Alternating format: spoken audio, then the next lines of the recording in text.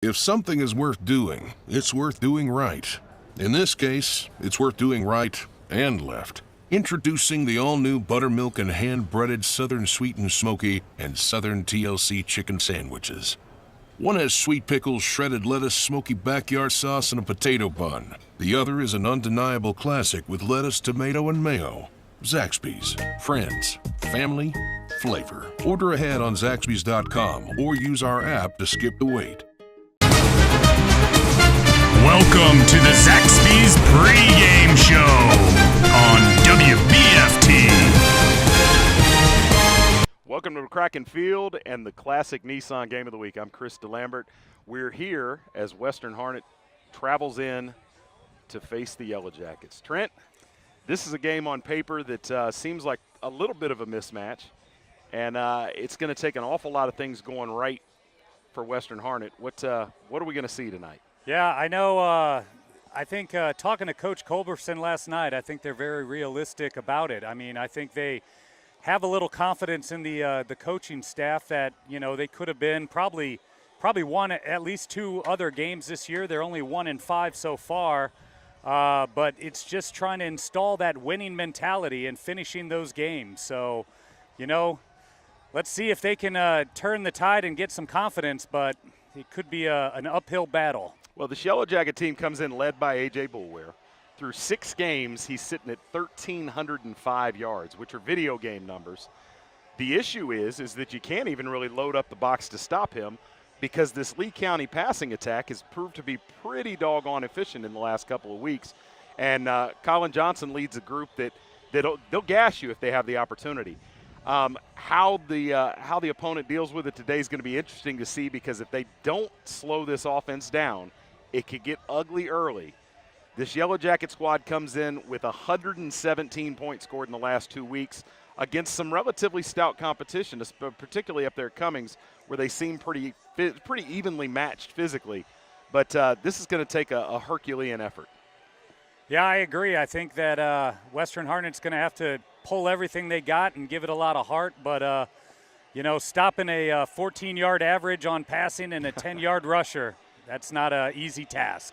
Well, the situation as it stands now, we never like to get ahead of ourselves, but there's a little bit of a murmur beginning here in Lee County.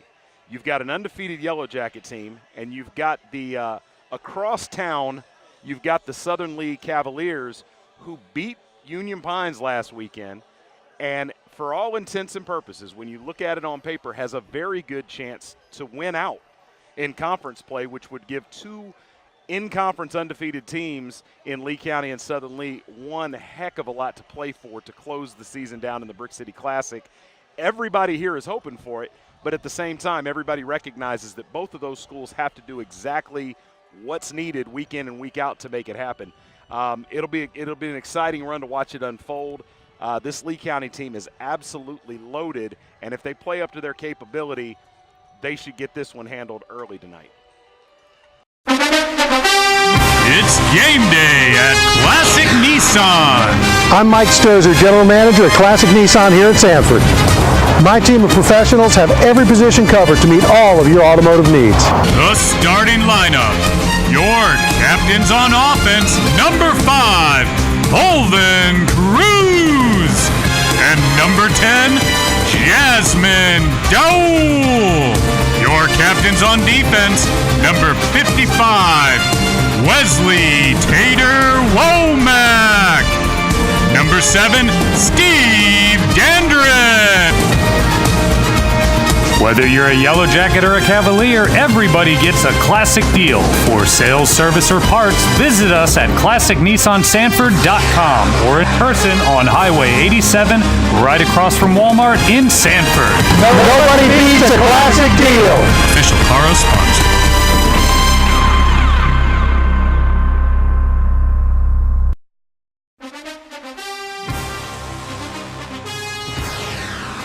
Are you ready for some football only on WBFT?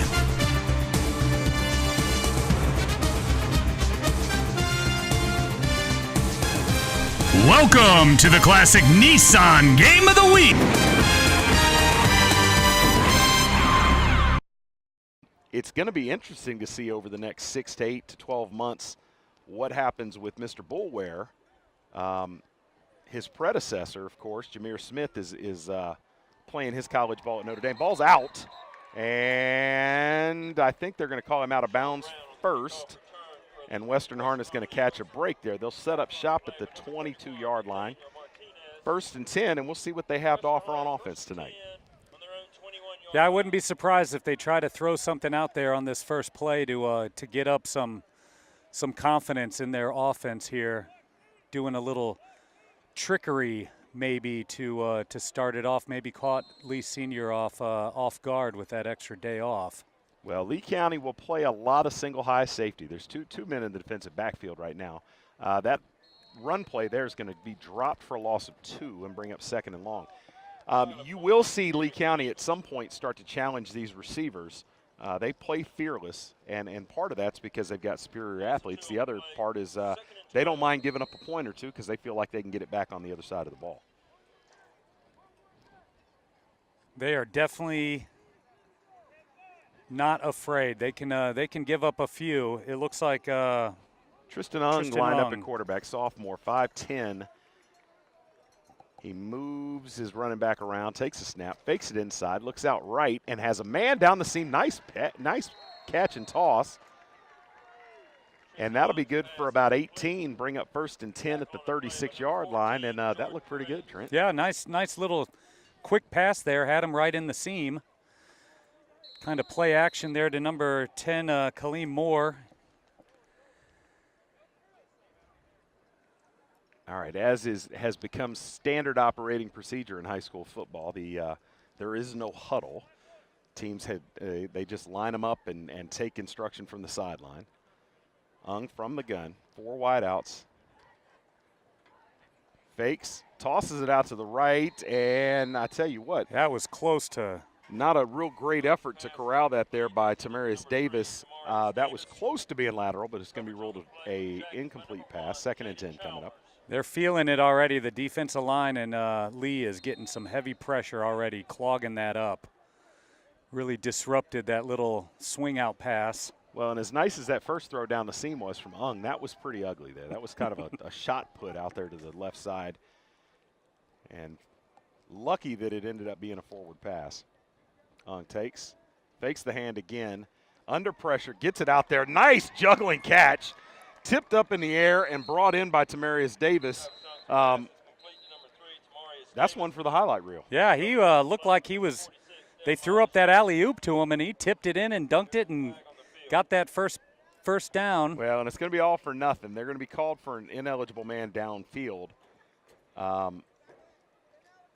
That's a tough break for the Eagles there. After a gain of about 14, they're going to be going backwards 5 yards, and that'll bring up 2nd and 15. And that is something the Eagles cannot afford to do tonight, is get behind the chains.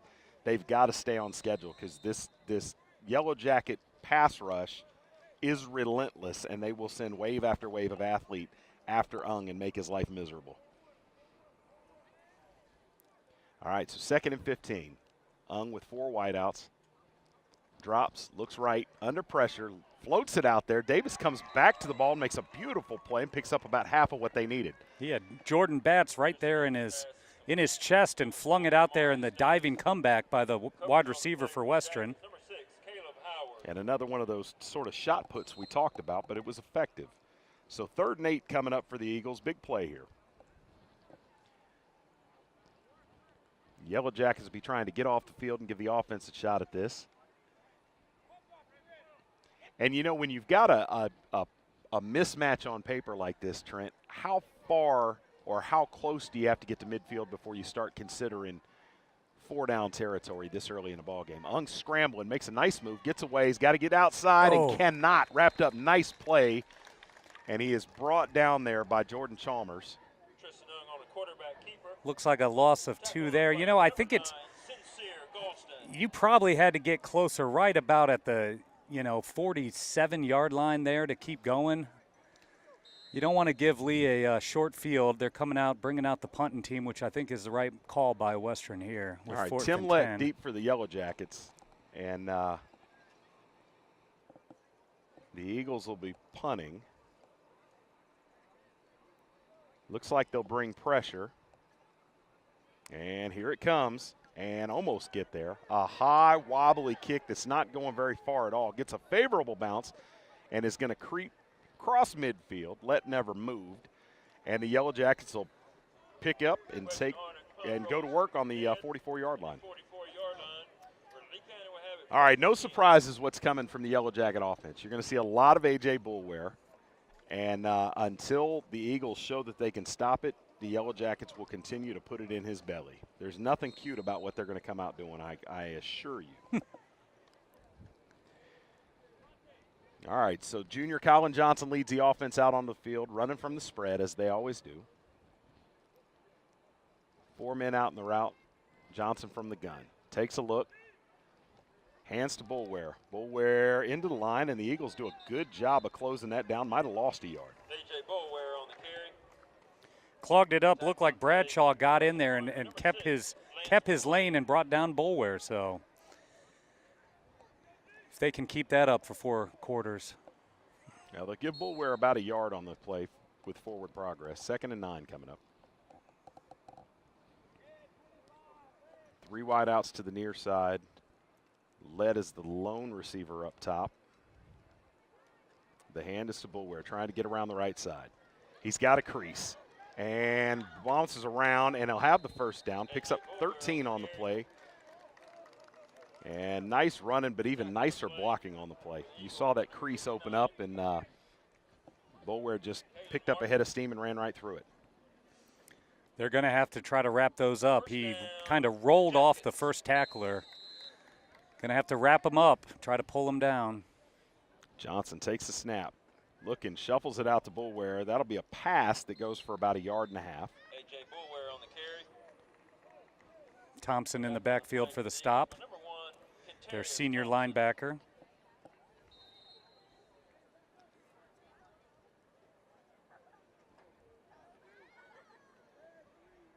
Western's playing that three down linemen, keeping those linebackers back there to keep an eye on Boulware. All right, Johnson fakes, looking down the field. Got single coverage out there to the right. He's got a man, and it's caught for a touchdown, Yellow Jackets. Tyree McKendall on the reception. Got behind his man and just continued to separate. And that's a quick score for the Yellow Jackets, 6-0. Tyree McKendall is a freshman with he had 10 receptions, 148 yards going in. That's his 2nd touchdown of the year. As you get accustomed to watching this Yellow Jacket team, there'll be times where you kind of step back and ask yourself, is there a senior on this ball club? I mean, it's freshmen, sophomore, juniors. This is a junior-driven squad as the entire right side of the defense comes off sides. The flag finally comes out. And they'll move this a few feet and make this point attempt a little bit easier.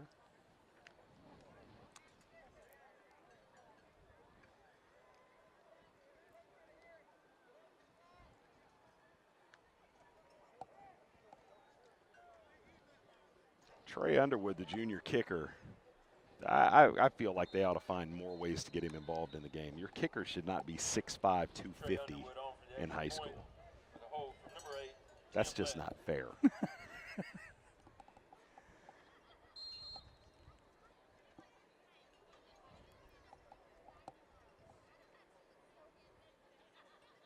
Gets the hold down.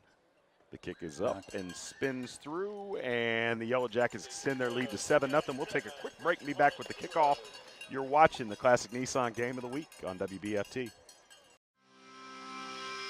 For decades, residents of Lee County have trusted First Health of the Carolinas to provide quality health care to the Sandhills region. First Health is excited to expand services offered in Lee County with the opening of the new First Health Lee campus located at 2919 Beech Tree Drive in Sanford. The newest First Health campus includes a 25,000 square foot fitness center with an indoor walking track, saltwater pool, weight area, cardio equipment, Les Mills group exercise classes, and so much more. Also offered within the fitness center are physical therapy and cardiac rehabilitation services. The 40,000 square foot medical office building includes a primary care practice, convenient care, outpatient imaging and laboratory services, back and neck pain, and a variety of surgical specialties. For more information about the new First Health Lee campus, visit our website at www.firsthealth.org or call 1-800-213-3284. Shop our inventory online at us1cdj.com. All my sales, service, and finance has been done here at US One. They are great guys to work with. And I can honestly say that in every aspect of the process, I was included, I was respected, and I would highly recommend coming to give them a try. I have shopped US One for over 20 years. Ranger Happy and I enjoy it, and we love this place. Real prices, real people. Get the real deal At US One. All right, the Yellow Jackets kick off. Trey Underwood. Send it deep. And Professor, if you're Western Harnett, this is the type of start you wanted to avoid. Yeah, we'll see how they respond here. They could use definitely a long drive and get some points on the board here to not lose it. They're talking about building that mental toughness. Well, here's an opportunity to come back. All right. Short kick.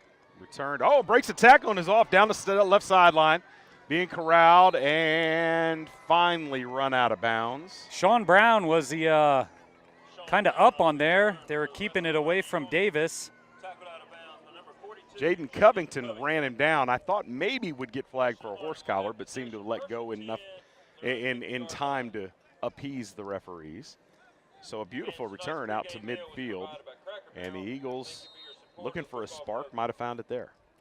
Absolutely a little confidence booster. You know, special teams, you can win that special teams battle. You give your offense and defense a little confidence. A little bit different formation for the Eagles now. 3 wide right, hands up the middle. And that'll go for nothing. Back to the line of scrimmage. 2nd and 10 coming up. Kareem Moore, he's that big boy, junior, 6 foot, 215 pounds. They're going to try to bust him through that middle and get some of these linemen a little tired for Lee Sr. Well, I can tell you, Trent, there was a time in my life when I was in my probably mid-20s, all the way through probably to my early 30s, where, you know, if I was watching high school football, I'd get that urge, and I'd be like, boy, I want to go strap on a helmet and go, you know, pop somebody. And at this point in my life, oh, goodness, it's a jailbreak. And Jaden Covington, who made the stop on the kickoff return to save a touchdown, gets in there and he'll get part of that sack. But at this point in my life, I look at guys like that and I look at the way they are constructed, and I'm like, yeah. No, I don't want any part of that. So kudos to those guys that are down there putting a hat on him trying to stop him, because I don't want any part of a guy that size coming through the hole with a head of steam. All right, 3rd and 17 coming up for the Eagles. And I think we've got a snap infraction there. It looked like Lee was coming all in. Well, continuing their pressure on the quarterback. The way that went, yeah, sure enough. I think the center moved the football there, and you're not allowed to do that. So that's going to back them up 5 more, and now we're 3rd and a country mile. And this is not a down and distance that that Western Harnett wants to see too many of. I think the better part of Valor might be to hand this into the belly and go ahead and punt this ball over. We'll see what they've got up their sleeve for 3rd and 22.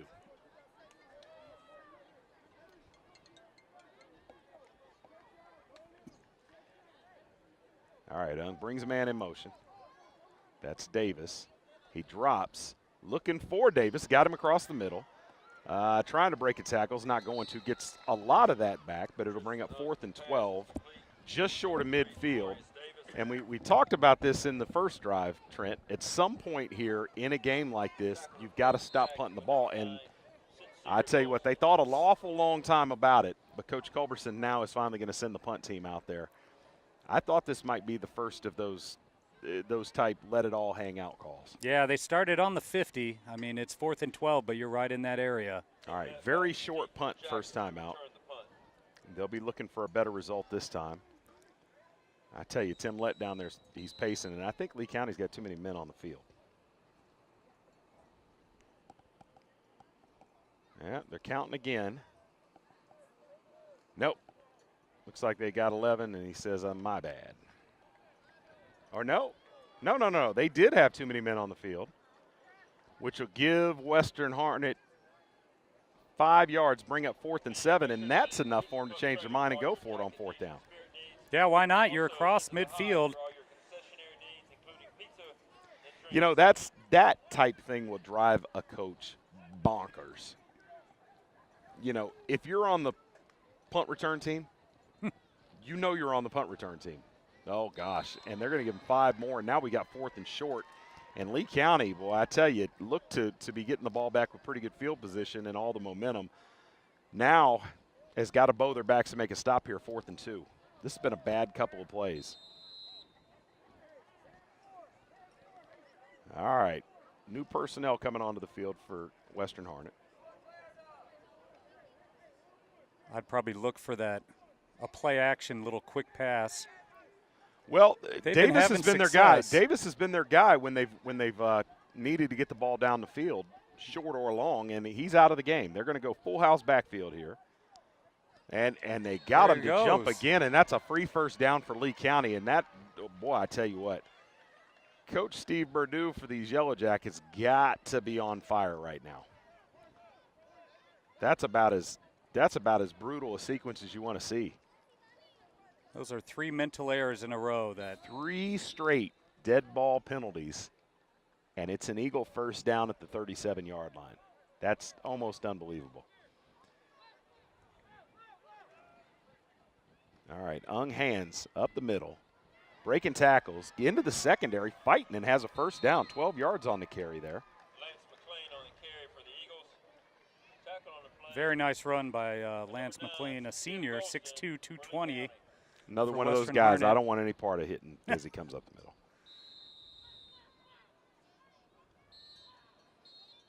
I think Lee County's they're going to talk about this. And while they do, we'll take a quick break. You're watching the Classic Nissan Game of the Week.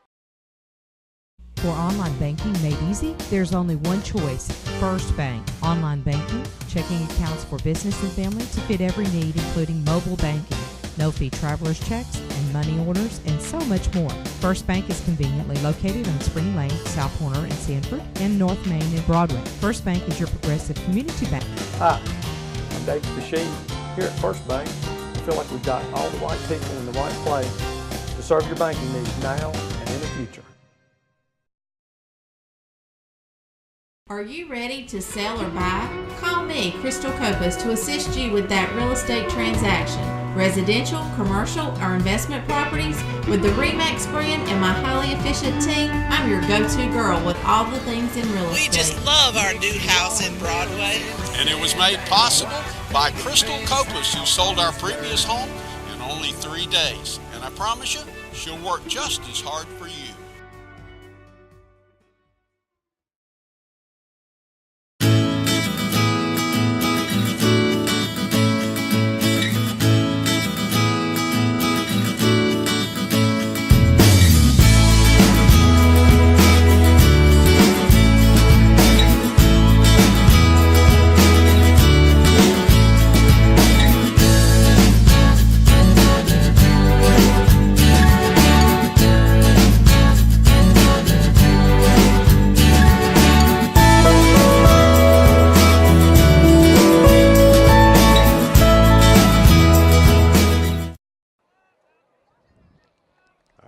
So after 3 consecutive penalties and giving up a 12-yard run, Lee County got to be feeling like they've got it sorted out. Here we go. Ung hands. And it's going to go for a short gain right there up the middle as a swarm of Jackets there to meet the ball carrier.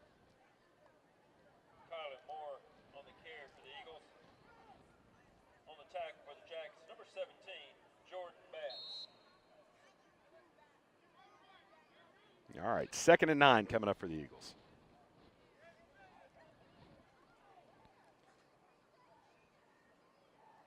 Yellow Jackets holding on to a 7-0 lead, hoping to keep it that way.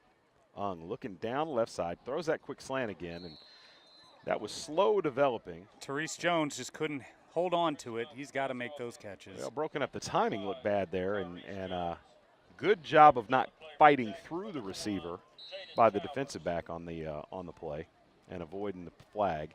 So 3rd and 9, and we're back to 3rd and long again. This is where the Jackets imploded, or their implosion began just a couple minutes ago. Splitting out Chris Smith. They got three wide receivers. I'm looking for that short little pass to Davis. Yeah, and this time Western Harnett's going to get the timeout. And this game is moving along at a snail's pace. We'll take a quick break, and we'll be back to see what the Western Harnett Eagles can do on 3rd and 9. It's game day at Classic Nissan. I'm Mike Stozer, General Manager at Classic Nissan here at Sanford. My team of professionals have every position covered to meet all of your automotive needs. The starting lineup. Your captains on offense, number 5, Holden Cruz. And number 10, Jasmine Dowell. Your captains on defense, number 55, Wesley Tater Womack. Number 7, Steve Dandrin.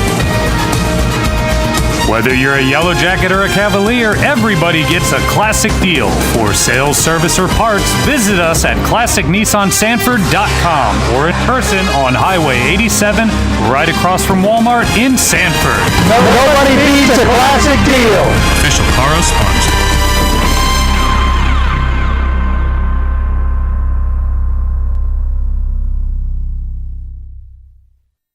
If something is worth doing, it's worth doing right. In this case, it's worth doing right and left. Introducing the all-new buttermilk and hand-breaded Southern Sweet and Smoky and Southern TLC chicken sandwiches. One has sweet pickles, shredded lettuce, smoky backyard sauce, and a potato bun. The other is an undeniable classic with lettuce, tomato, and mayo. Zaxby's. Friends. Family. Flavor. Order ahead on Zaxby's.com or use our app to skip the wait. All right, we're back at Paul B. Gay Stadium. Lee County Yellow Jackets up 7-0 on the Western Harnett Eagles.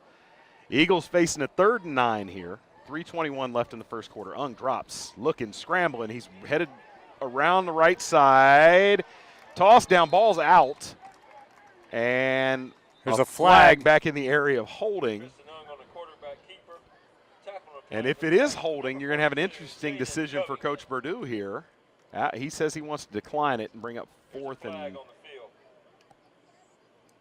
and about 11. Indication is holding on Western Harnett. If he were to accept the penalty, it'd be about 3rd and 20. But he was quick to say he wants to decline it and bring on 4th down. And it looks like the offense has stayed on the field. No, they have their kicker out there, Yeah, they Dylan do have Smith. their kicker out. All right, Dylan Smith here is going to try from 42. No. What's going on, Trent? I'm really confused right now. Me too. Are they going to punt from here? No. All right, there you go. They're attempting the field goal. I tell you what, the holder had me freaked out there. All right, so from 40 yards, no wind, snap is down. That kick is blocked. It's tipped. And the coach is telling the Jackets, get away from it, get away from it. It's down there by Western Harnett. It always astounds me how players don't understand the rules with a block punt. And there's a flag. The guy was thrown down after he picked it up. Well, number 17. We're going to see what's going to happen because it could be delay a game on Western Harnett. Or they could get a personal foul here. And then the question is going to become if that's post-possession. It should be. Yeah. Which means that even though they're going to be backed up, the Yellow Jacket offense is going to get back onto the field. So they're going to get the personal foul on the Jackets. And you've just got to know the rules better than that. But it will be 1st and 10. They'll be spotting this, go half the distance from the 11. So you're going to get this about the 6-yard line. And finally, the Yellow Jackets are back out onto the field. Colin Johnson, A.J. Boulware in the backfield, 4 wideouts, 2 to each side, stacked down here on the near side. Western Harnett making a late substitution. Running a 3-3-5 tonight. bringing A-gap pressure. Bullware beats it, breaks a tackle, drags a man, and is out across the 10-yard line to about the 13. AJ Bullware on the carry for Lee County. We'll give him 6 on the carry, second down. Tackle on the play for the Eagles. By number 56, Eric Bradshaw.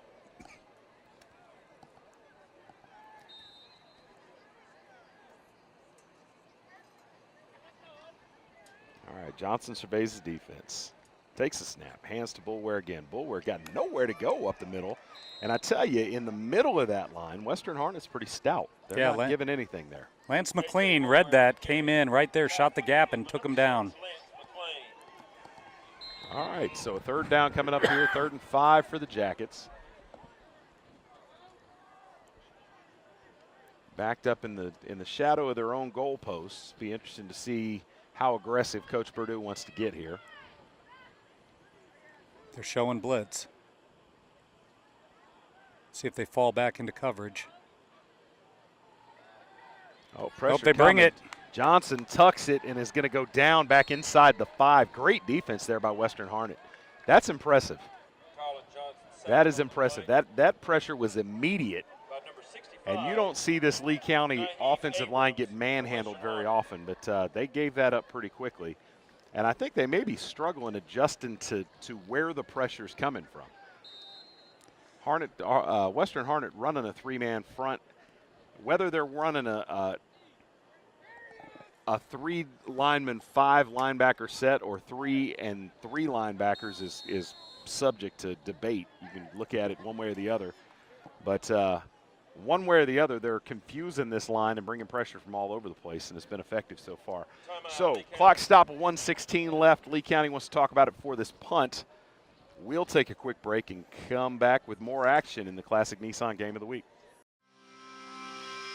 For decades, residents of Lee County have trusted First Health of the Carolinas to provide quality health care to the Sandhills region. First Health is excited to expand services offered in Lee County with the opening of the new First Health Lee campus located at 2919 Beech Tree Drive in Sanford. The newest First Health campus includes a 25,000 square foot fitness center with an indoor walking track, saltwater pool, weight area, cardio equipment, Les Mills group exercise classes, and so much more. Also offered within the fitness center are physical therapy and cardiac rehabilitation services. The 40,000 square foot medical office building includes a primary care practice, convenient care, outpatient imaging and laboratory services, back and neck pain, and a variety of surgical specialties.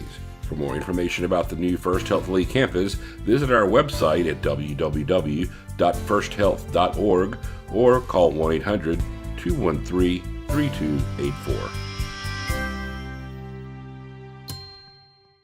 Shop our inventory online at us1cdj.com. All my sales, service, and finance has been done here at US One. They are great guys to work with. And I can honestly say that in every aspect of the process, I was included, I was respected, and I would highly recommend coming to give them a try. I have shopped US One for over 20 years. Ranger Happy and I enjoy it, and we love this place. Real prices, real people. Get the real deal at US One. All right, we're back from his own end zone. Trey Underwood will punt. And in this case, you just want to get it out of there. Pressure coming right up the middle. Good punt. High hanger. It's going to touch down at about the 32 and then bounce straight in the air. Not much of a roll for the Jackets, and Western Harnett's going to have the ball at the 36-yard line, 1st and 10. So we were hearing Blind Melon during the break, and I started to relate a story to you, but I might as well do it for everybody. Oh, there it goes. There you go. Appreciate that, Pat. So I was in Columbus, Mississippi, and I was there to inspect a recruiting station, and they weren't ready for me. So I figured I'll go, find a barbershop, and there happened to be a barbershop in the same little strip mall. So I walked into this barbershop and sat down in the chair, and the guy was cutting me balls out there to the right side. Nice defense out there. Western Harnett looking for a flag, and they will get none. 2nd and 10 coming up. So there's Polaroids of a band all over the wall. And as he's spinning me around and handling, I was rocking a nice, close, high and tight back in the day. I realized, I said, wow, are you a Blind Melon fan? And the guy laughs, and he's like, I was in the band. What? Yeah. I was in Blind Melon. When Shannon Hoon died, we broke up, and now I cut hair for a living.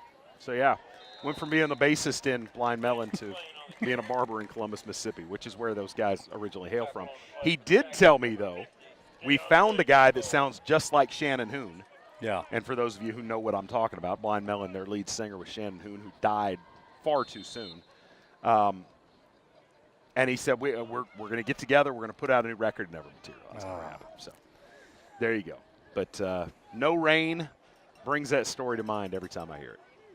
All right, 3rd and 10 coming up. Ung with Davis in motion, faking, going nowhere. He laterals that. It's going to be picked up by the Yellow Jackets, and it's going to be a touchdown as Caleb Howard scoops it up. There's a flag back here, so we'll see what that's all about. But that was a bad-looking play all the way around, just compounded by a couple of bad decisions.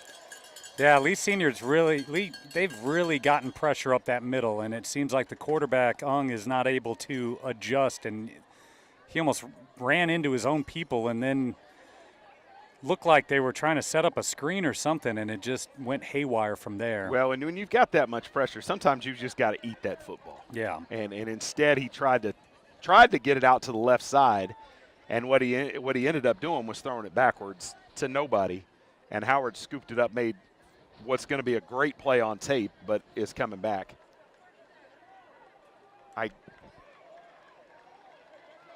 Wow.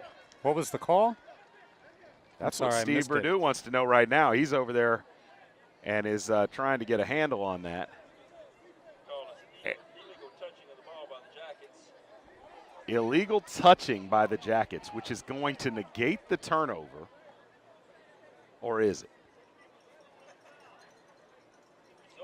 It's going to negate the turnover and be enforced as a personal foul and move the ball all the way down to and the 21. give him a first down. And I don't say this very often because this is high school sports and these referees are underappreciated. That's a garbage call.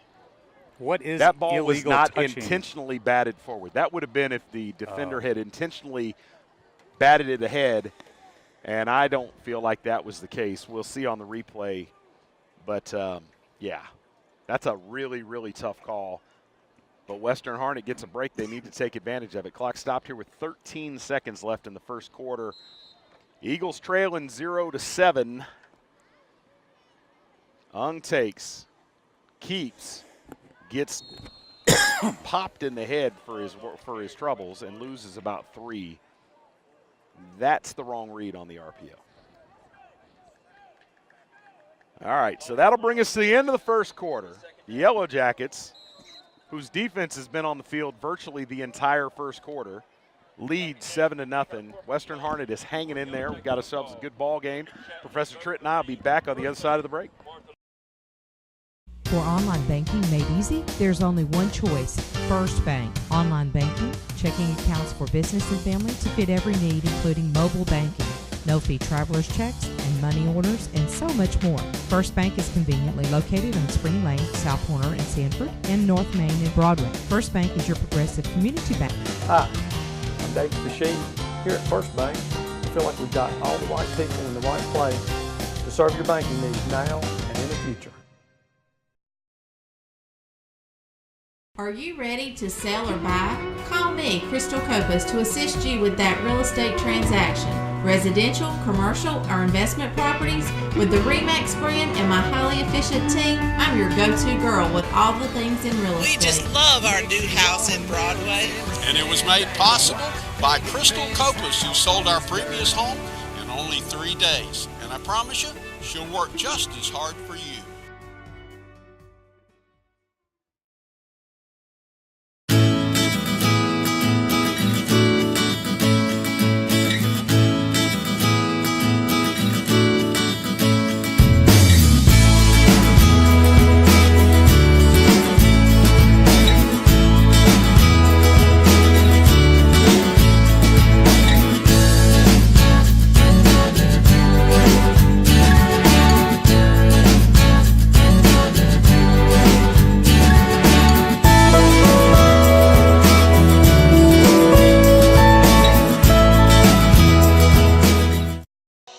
Welcome back to Classic Nissan Game of the Week.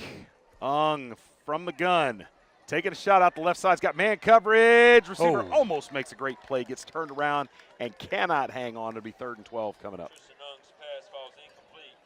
Coverage on the play for number 21, Alante Lewis, for the Yellow Jackets. Logan Burns on the attempt there. Oh, no, I think that was Khalil McClain. Hard to make out that 5 and that 9 from this far at dusk. Be glad, and a little surprised they don't, well, I guess they do have the lights on this side on.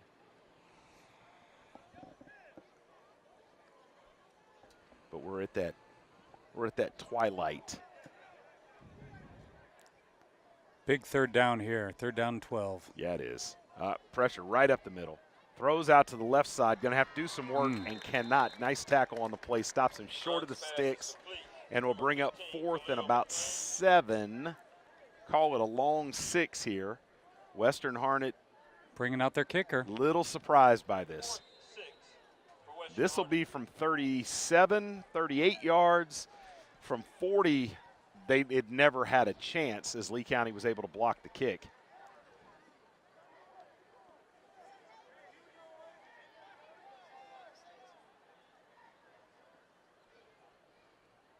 Snap is back. Hold us down. Kick is up. It's a line drive that is going to be just over the crossbar. And Western Harnett breaks the ice, gets onto the board at 7-3 Yellow Jackets now. And what we thought was impossible. 7-3 in the second quarter. Yeah, with 11-10 left in the first half. We've got ourselves a ball game. Yellow Jackets 7, Eagles 3. It's game day at Classic Nissan. I'm Mike Stozer, General Manager at Classic Nissan here at Sanford. My team of professionals have every position covered to meet all of your automotive needs. The starting lineup. Your captains on offense, number 5, Holden Cruz. And number 10, Jasmine Dole. Your captains on defense, number 55, Wesley Tater Womack. Number 7, Steve Dandrin. Whether you're a Yellow Jacket or a Cavalier, everybody gets a classic deal. For sales, service, or parts, visit us at ClassicNissanSanford.com or in person on Highway 87, right across from Walmart in Sanford. Nobody beats a classic deal. Official Caro sponsor.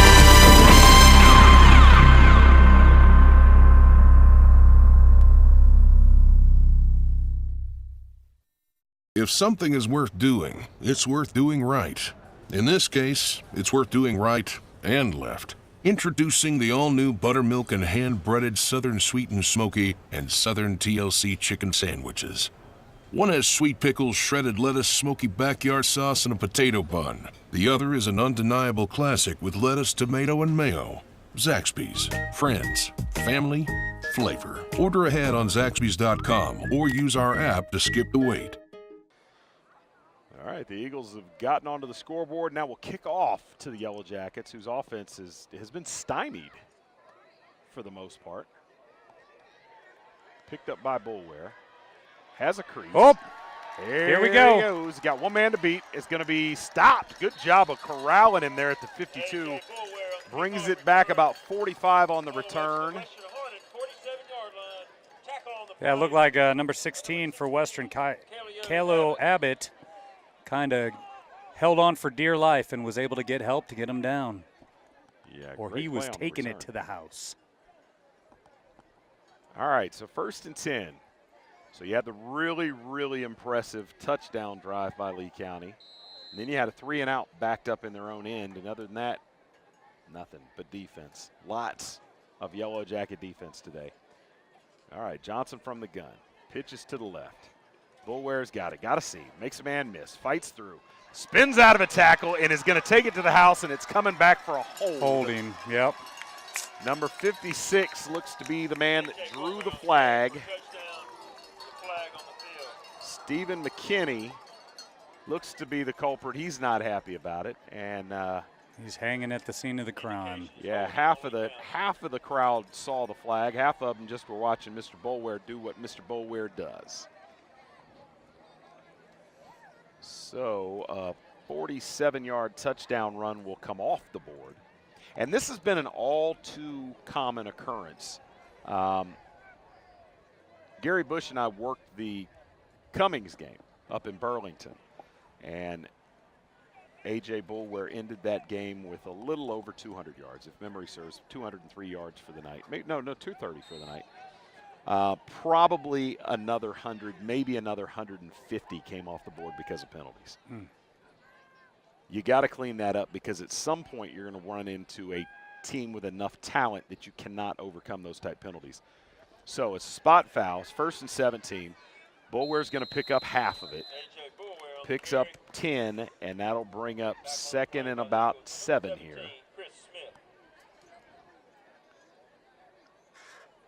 After that big long run, Boulware winded, but is not going to come out of the game.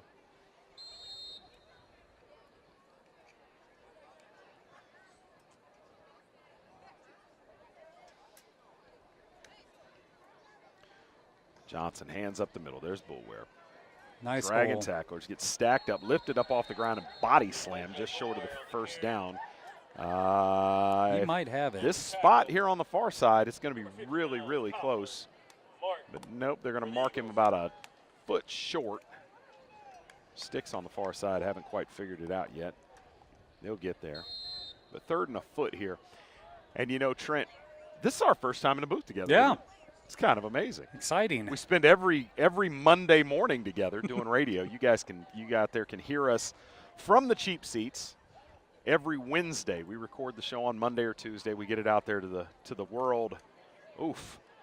Going nowhere, stacked up, and 2nd, 3rd, and 4th effort fights and gets the first down. Good hard run in there. Larry Baldwin, one of the forgotten men in this offense. But, yeah, you can hear us on From the Cheap Seats.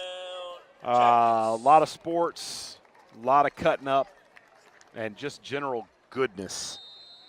The easiest way to find us is on the podcast. You can get us on the iTunes podcast app, From the Cheap Seats, with Brandon Atkins and Chris Delambert.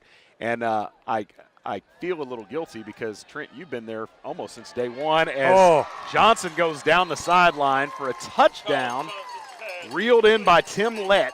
He of the pink sleeve.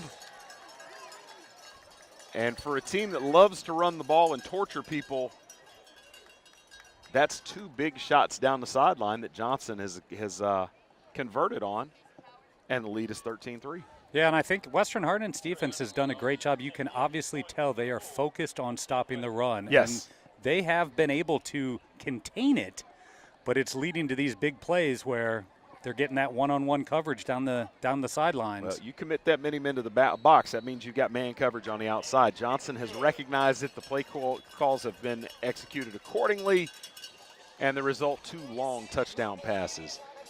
All right, Lee County stretching out their legs a little bit. 14-3, 9:09 left in the half. We'll be right back. For decades, residents of Lee County have trusted First Health of the Carolinas to provide quality health care to the Sandhills region. First Health is excited to expand services offered in Lee County with the opening of the new First Health Lee campus located at 2919 Beech Tree Drive in Sanford. The newest First Health campus includes a 25,000 square foot fitness center with an indoor walking track, saltwater pool, weight area, cardio equipment, Les Mills group exercise classes, and so much more. Also offered within the fitness center are physical therapy and cardiac rehabilitation services. The 40,000 square foot medical office building includes a primary care practice, convenient care, outpatient imaging and laboratory services, back and neck pain, and a variety of surgical specialties. For more information about the new First Health Lee campus, visit our website at www.firsthealth.org or call 1-800-213-3284. Shop our inventory online at us1cdj.com. All my sales, service, and finance has been done here at US One. They are great guys to work with. And I can honestly say that in every aspect of the process, I was included, I was respected, and I would highly recommend coming to give them a try. I have shopped US One for over 20 years. Ranger Happy and I enjoy it, and we love this place. Real prices, real people. Get the real deal at US One. All right, welcome back. Yellow Jackets to kick off, holding on to a 14-3 lead. 9:09 left in the first half.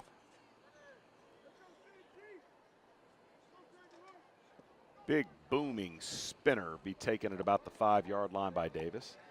Davis looking for a seam. Creates his own and carries it out to about the 26-yard line where the Eagles will take over first and 10. Not a bad return.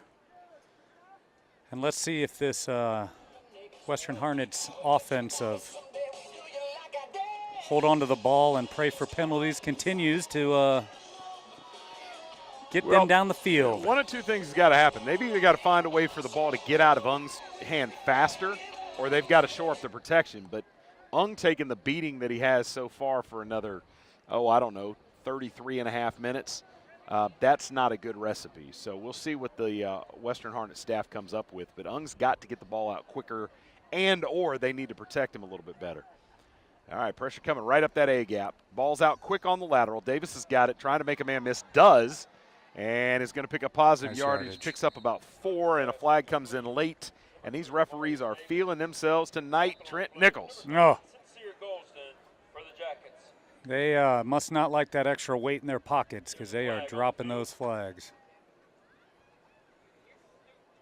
That was a good one. I mean, Ung has looked real. He's had some sharp passing, but it seems like the offensive line just really needs to give him a few more seconds because once they push into him, his passes are wobbly like he shouldn't be out there.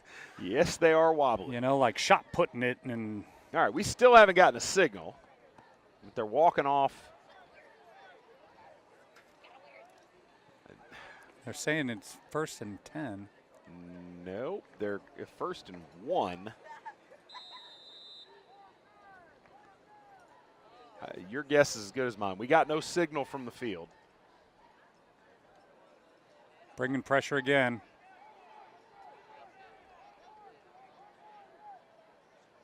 Here's Moore. And going to be dragged down for a short loss. Nice play in the backfield. Sumter read that all the way and followed him right there and pulled him down.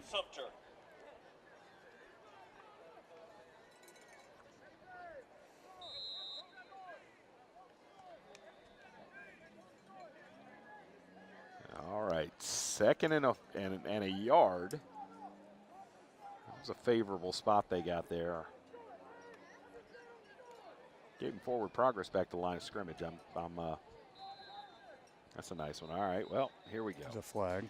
False start. False start. I don't know that anybody ever got set, so I don't know how that's a false start. But one way or the other, they're going to call a procedure. Maybe that's a get-back call. I didn't see anybody on the offensive line get set. Trent, did you? No, it looked like they were still getting the plays. All right, so a little bit out of the ordinary. We're here on a Saturday night, and a good turnout for the Yellow Jackets. But weather, as Hurricane Michael came through the Carolinas, passes out there, thrown up, and they're going to get an interference call here. And that referee on the far side is starting to get on some folks' nerves here in the stands.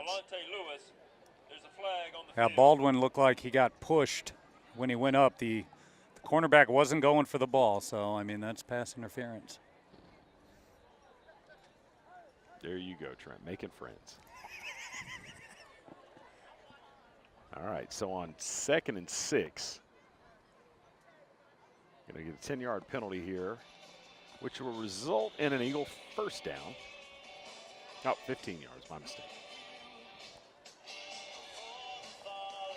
I got to say, you know, Pat McCracken doing the PA tonight, doing a heck of a job with the music. He's, I feel like I'm driving around in high school. Yeah, right. I've got the tunes on. All right, ball is down the middle, almost picked off, thrown into double coverage there. That was ill-advised, but falls harmlessly to the field, be 2nd and 10. Yeah, threw right to Lewis, right into his belly. Lewis would like to have that one back. I think he thinks he ought to have picked that off, but it'll stop the clock. 7:56 left in the second quarter. The Eagles trailing 14-3. Ung hands up the middle, and that'll get a few and bring up 3rd and about 5 once they finish unpiling here. There's that's a Marcus Smart flop right there, buddy. Western Harnett's fans agreed. they thought that was unnecessary. That was something. Yeah. Mr. Moore. He's trying to draw the personal foul there. No such luck. Yeah, 3rd and 5. He needs to put on that Laker jersey and flop with LeBron. Oh man. You can't run like Marshawn Lynch into a crowd like that and then all of a sudden come flying out of there and tumble to the ground out, but the throwing the ball. Fly, the arms you fly. Can't do that. You can't look like Marshawn Lynch and come out like Fred Sanford having a heart attack. That was rough. All right. Moore fighting again. Forward, going to make this interesting now. Looked like he was going to go for no gain, but Moore fights forward down, and it's going to bring up 4th and a couple here. And they need to go for it. It is that time. In plus territory here from the 46-yard line, it looks as though the Eagles will go for it. Ung keeps the offense out on the field, 6:34. And I'll tell you what, even if you had decided you wanted to punt here, why not bring Ung out here and bark a hard count and see if you can get this off that defensive line to jump? It's not as if you haven't been able to before. And that's maybe what they're trying. Taking instructions, looking at the armband. Takes a snap, and they're going to push the quarterback forward. Sneak, got it. Well, flag in the backfield, so it's going to be on the offense here. Question of whether it's an illegal formation or somebody got started early. Lee County saying they came out of the pile with the ball.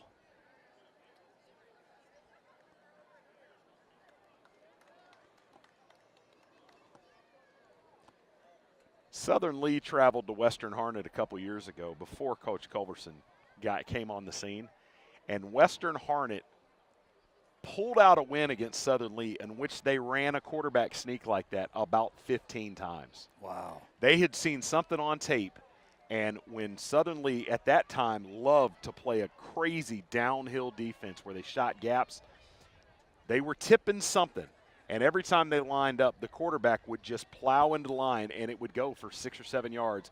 Every time they needed short yardage, they were able to do it. And it wasn't the Tom Brady fall forward for 1.5 feet. It was 6 or 7 yards right at the gut. I'd never seen anything like it. 4th and 6 are still offense on the field. And trying to fix a defense on the fly to stop something as novel as that, Southern wasn't able to do it and dropped a game it never should have been close, but they could not get Western Harnett off the field. It's pretty amazing.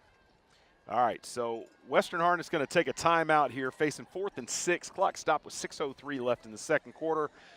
We'll take a quick break while they sort it out. For online banking made easy, there's only one choice, First Bank. Online banking, checking accounts for business and family to fit every need, including mobile banking, no-fee traveler's checks, and money orders, and so much more. First Bank is conveniently located on Spring Lane, South Corner, and Sanford, and North Main and Broadway. First Bank is your progressive community bank. Hi, I'm Dave DeShee. Here at First Bank, I feel like we've got all the right people in the right place to serve your banking needs now and in the future. Are you ready to sell or buy? Call me, Crystal Copas, to assist you with that real estate transaction. Residential, commercial, or investment properties? With the RE/MAX brand and my highly efficient team, I'm your go-to girl with all the things in real estate. We just love our new house in Broadway. And it was made possible by Crystal Copas, who sold our previous home in only 3 days. And I promise you, she'll work just as hard for you.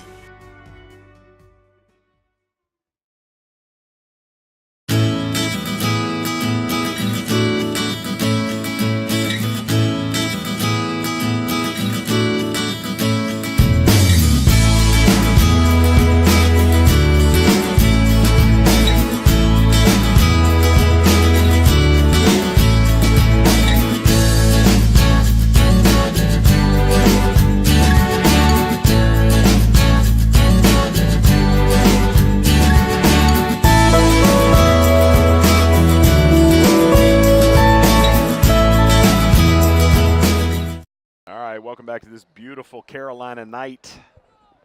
Lee County in control right now, 14-3, but Western Harnett playing the role of Riverboat Gambler here, going forward at midfield, 4th and 6, trying to keep this one interesting. Ung from the gun, trying to get an offsides penalty.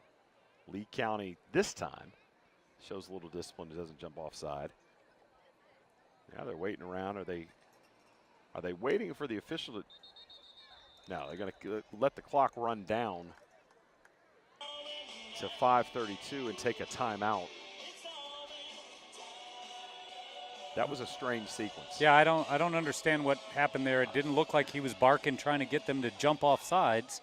They just kind of lined up and was looking to the left at the sideline. Yeah. Begins with the fact I'm not 100% sure why they wound the clock when they came back out on the field after the timeout. But alas, they did. And we'll take yet another timeout in a half of football that seems like we've been here a while, Trent. Hey, you know what? Not that I don't like hanging out with you. No, I mean, we spend 5, 6, 7 hours on Monday doing 2 hours, you know? No big deal. Sometimes it feels that way. Sometimes it feels that way. You know, it's interesting, though. We do 2 hours every Monday or Tuesday, depending upon what it is. And sometimes we do more than that. But how often do we get done and be like, we talked about everything we planned on talking about? Never. Yeah. It's amazing. You'd figure 2 hours, I got all the time in the world, but no. All right, passes down the seam. Davis is going to get a flag drawn here. He did a great job of selling that. Not a great play down there by Baldwin on defense, but Davis was prepared to sell that, and is going to get the first down for Western Harnett as flags come flying from everywhere. So when they walk this off, they'll be down at the 35-yard line. And it hadn't been pretty, but Western Harnett's been able to rack up yardage. Much of it's not going to show in the stat sheet because it's penalty yards, but they'll take them just the same. Hey, I told you. I mean, that Western Harnett game plan of holding the ball and getting penalties to drive down the field, it seems to be working out. Well, you know, if you've got an explosive offense on the other side, the best way to play defense is keep them off the field, and they've done that. We've been out here for what seems like an hour and a half, and Lee County's had the ball 3 times. Going to be mashed back at the 44-yard line by a pair of Jackets. With Prince finishing the job. Prince, the big D-tackle junior, 6'2", 238. From Rocky Mount. 6'2", 238. He's 6'2", 238. I'm 6'1", about 238. Oh. And I just feel like we carry it a little differently. I don't know. He has more muscles in his forearm than I have in my body. Yeah, Ever. It's been a good life, though, I got to say. All right, 2nd and a bunch coming. Under pressure, throws a beautiful-looking ball out there to the left sideline. And the receiver corrals it, but is going to be out of bounds. McLean. McLean has been the guy they've looked for outside. Davis has been Mr. Inside to McLean's outside. And 2nd and a mile coming up. Western Harnett has found a way to convert a couple of these in some unconventional ways so far. 4:41 left in the half. 14-3 Jackets. With 3 wideouts to the right. Takes a look. He's bringing pressure. Coach is changing their mind. He goes back to that armband. Takes snap. Fakes. Now he's going to keep it, ducks his head, and that rush is inside his head at this point, Trent. You saw him duck his head in anticipation of those guys, that jailbreak coming his way, and that's going to bring up 4th down. Little confusion there with the sticks. Yeah. But that was 3rd down. That'll bring up 4th and about 20 here, and the punt team is out on the field. And this could be shaping up to be bad news for Western Harnett, who's played a really effective half. It hadn't been a pretty brand of football by any stretch, but they have kept this thing close. There's a flag. Can't decide what to do with it. Does a great job just to get out of the way there at the end.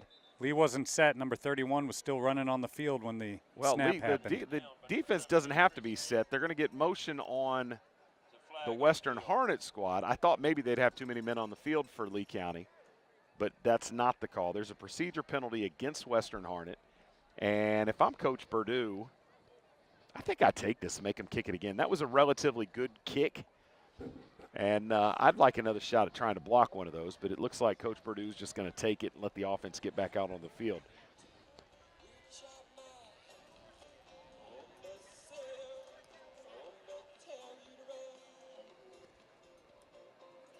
All right, they're going to assess the penalty to the end of the kick, so they'll bring it back 5 yards.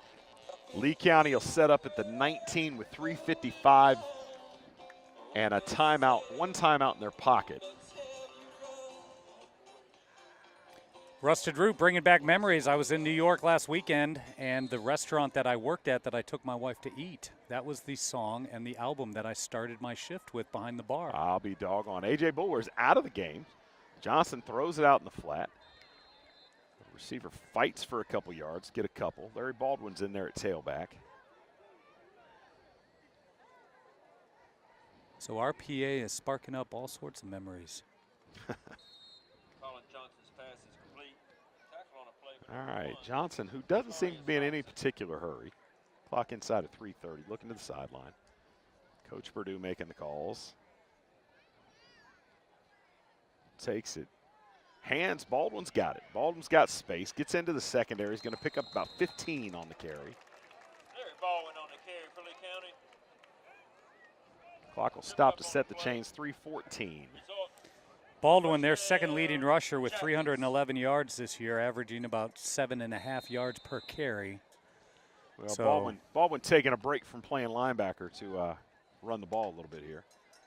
Johnson back, scrambling to his right. Got space out there. There's a flag comes in. Surprise, surprise. Johnson has first down yardage, but I think this will be a hold and bring this whole thing back. And from where that flag is at, that's in the backfield, which means you're going to get 13 or 14 yards worth of penalty out of this and bring up second and very, very long.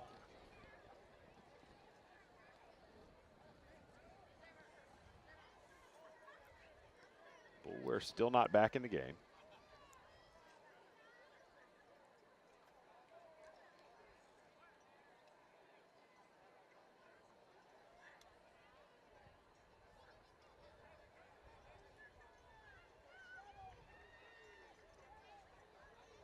All right, Baldwin still in at tailback. 1st and 23. Colin Johnson fakes the handoff. Quick hitter in the slot. Going to get a couple. Man's dragged down there. Colin Johnson's pass is complete to Tyreek McKendall on the reception just gets a couple, and now we're 2nd and 22.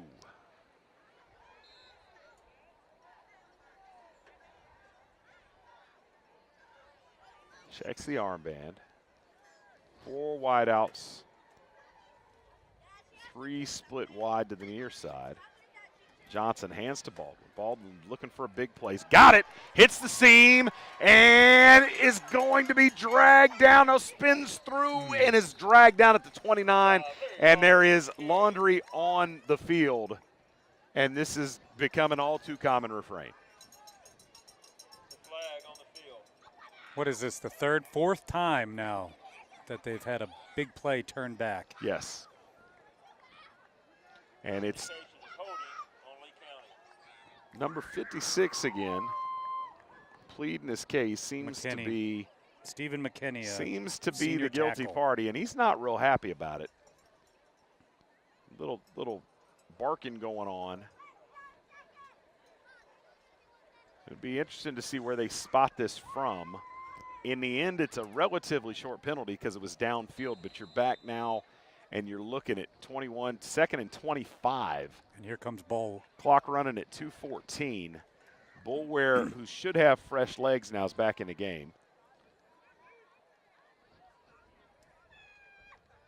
And they're going to fake it to Bullware. Send it out to Let. Let making moves in the secondary. All right, it's going to be back after a really nice game there, about 13 on the play. Bring up 3rd and 11, clock inside 150.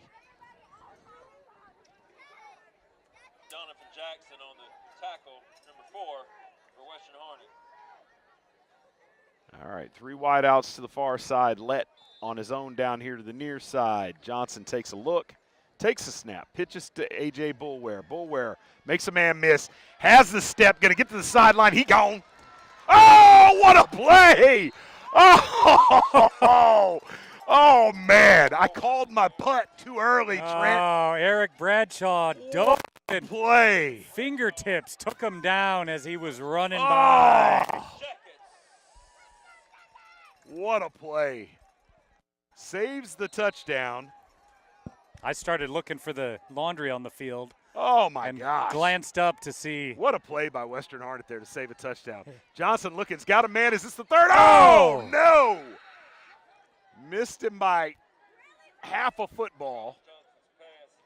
And that'll stop the clock with 1:18. 1:18 left. Clock stopped. Lee County looking to extend a 14-3 lead. 2 plays that were, inches from being touchdowns back to back there.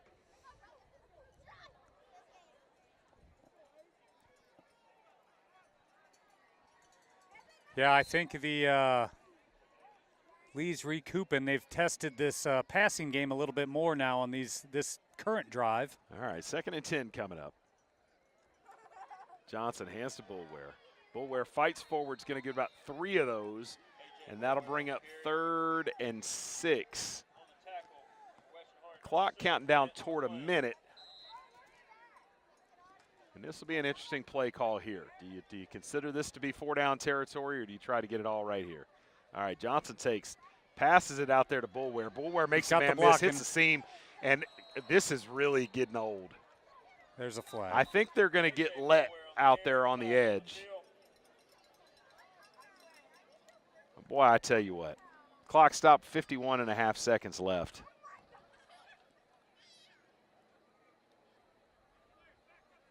And Lee County has got to clean this up. This is too good a ball club to have this many game-changing penalties. All right, so big gain wiped out there. That's going to mark it back. Lucky for the Jackets, it's a spot foul, so they're only going to lose about a yard and have to do it again. So 3rd and 8 coming up as they re-spot the ball at the 27-yard line. Boulware in the backfield with Johnson. 4 wideouts in the game. Western Harnett bringing pressure. They've got 6-7 in bringing it. Johnson recognizes that, takes off running, makes a man miss, fights down inside the 10-yard line to the 8, where it'll be a Yellow Jacket first down with 41 seconds left in the half. Man, I tell you what, you bring the house, you better get there. And they didn't seal the edge. Johnson recognized that, and a great job of recognizing that everybody'd run downfield with the receivers. So Western Harnett's going to take a timeout to try to get their wits about them. And we'll take a quick break, see if the Yellow Jackets can punch this in. It's game day at Classic Nissan. I'm Mike Stozer, General Manager at Classic Nissan here at Sanford. My team of professionals have every position covered to meet all of your automotive needs. The starting lineup. Your captains on offense, number 5, Holden Cruz. And number 10, Jasmine Dowell. Your captains on defense, number 55, Wesley Tater Womack. Number 7, Steve Dandrin. Whether you're a Yellow Jacket or a Cavalier, everybody gets a classic deal. For sales, service, or parts, visit us at ClassicNissanSanford.com or in person on Highway 87, right across from Walmart in Sanford. Nobody beats a classic deal. Official Caro sponsor.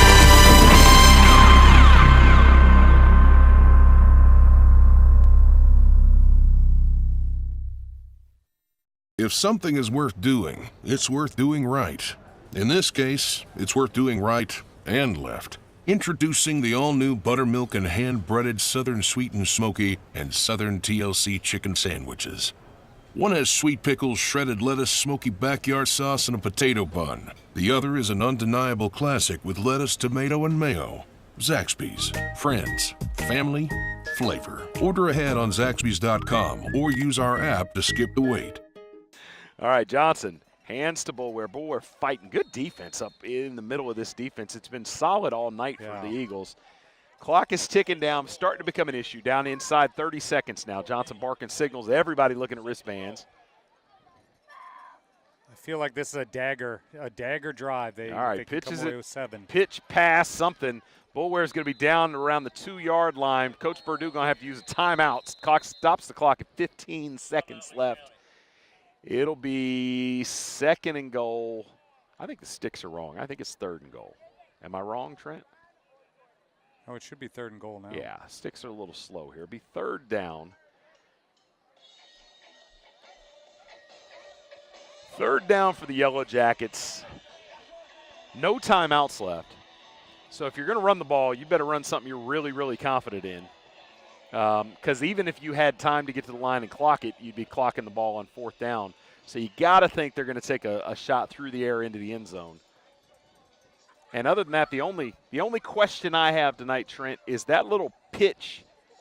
Who's paying really close attention to figure out which ones of those are passes from Colin Johnson to A.J. Boulware and which ones are pitches? Because it's close every time.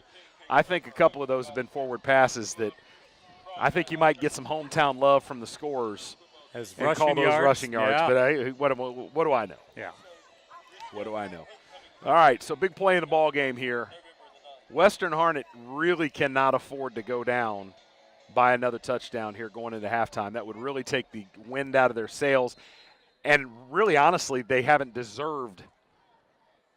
They haven't played in a way that would tell me they deserve to be down by 3 scores. And no flag. Wow. All right. All right, cool. All right, Johnson takes the snap.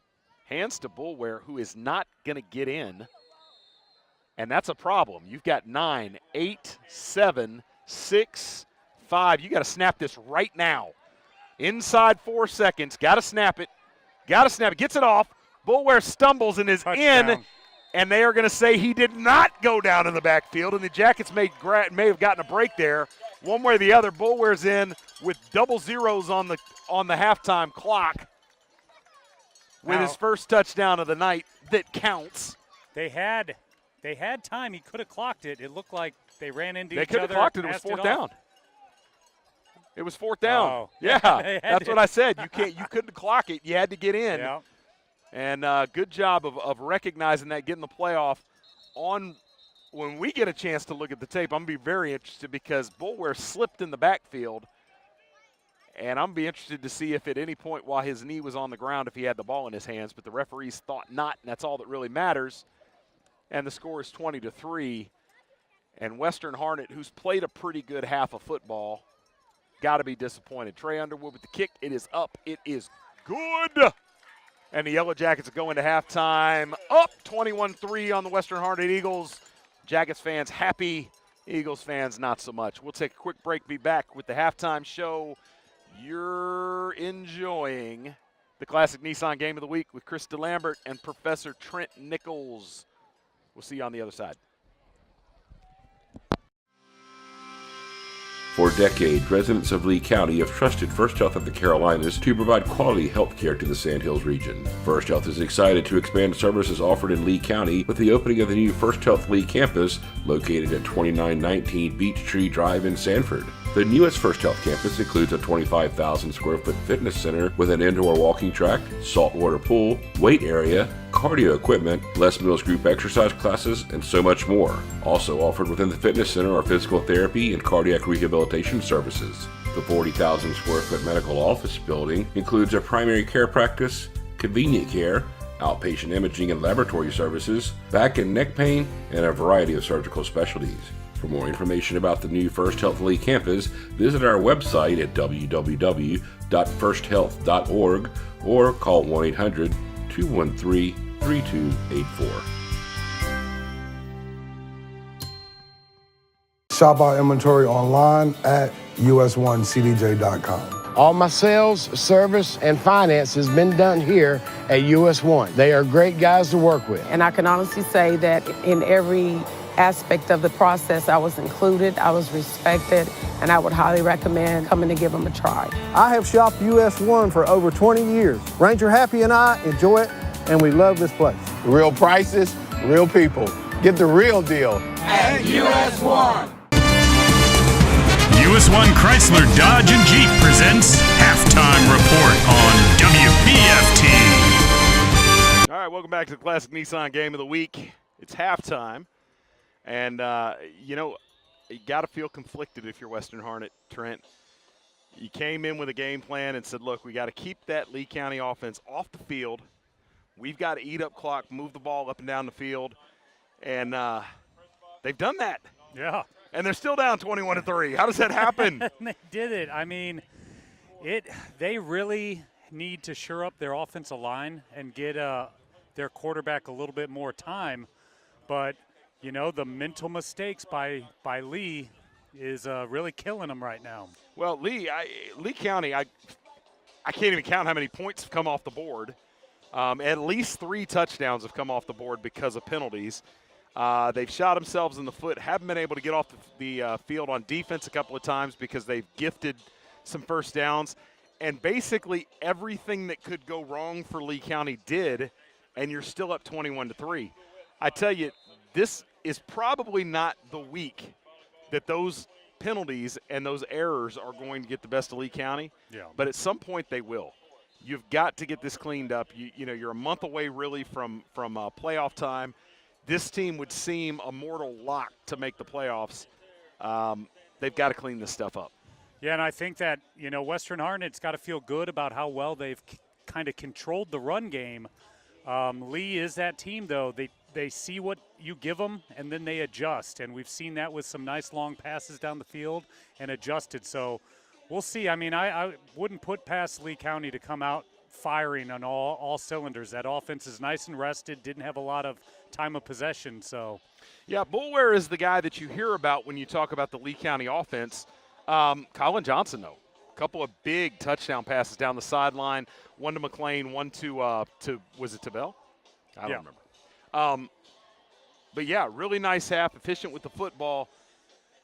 If they get it rocking and rolling, we thought we might get to see a show in the run game tonight. Thus far, it hasn't really happened. We had one big run taken off the board that would have gone for about a 65-yard touchdown for Boulware. Instead, it came back and was a penalty, and that's just kind of been the story. Penalty after penalty after penalty. And if it hasn't been an offside pre-snap penalty, it's been a post-play personal foul or unsportsmanlike conduct. And if it hadn't been one of those, it's just been a holding again. Yeah. Kind of just the same story over and over and over again. But in the end, hard to be completely upset if you're a Lee County fan because the scoreboard says 21-3. So, second half, what do you expect to see? Well, I expect to see that Lee County comes out with, like I said, roaring on offense and probably continuing to mix it up a little bit more with the passing and the run game. If something is worth doing, it's worth doing right. In this case, it's worth doing right and left.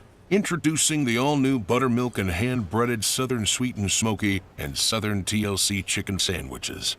One has sweet pickles, shredded lettuce, smoky backyard sauce, and a potato bun. The other is an undeniable classic with lettuce, tomato, and mayo.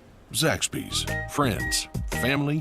Flavor. Order ahead on Zaxby's.com or use our app to skip the wait. It's game day at Classic Nissan. I'm Mike Stozer, General Manager at Classic Nissan here at Sanford. My team of professionals have every position covered to meet all of your automotive needs. The starting lineup. Your captains on offense, number 5, Holden Cruz. And number 10, Jasmine Dowell. Your captains on defense, number 55, Wesley Tater Womack. Number 7, Steve Dandrin. Whether you're a Yellow Jacket or a Cavalier, everybody gets a classic deal. For sales, service, or parts, visit us at ClassicNissanSanford.com or in person on Highway 87, right across from Walmart in Sanford. Nobody beats a classic deal. Official Caro sponsor.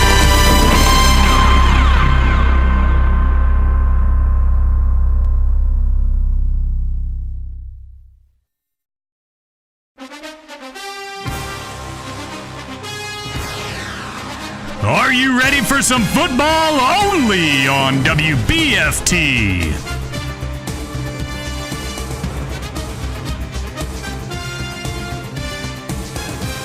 Welcome to the Classic Nissan Game of the Week.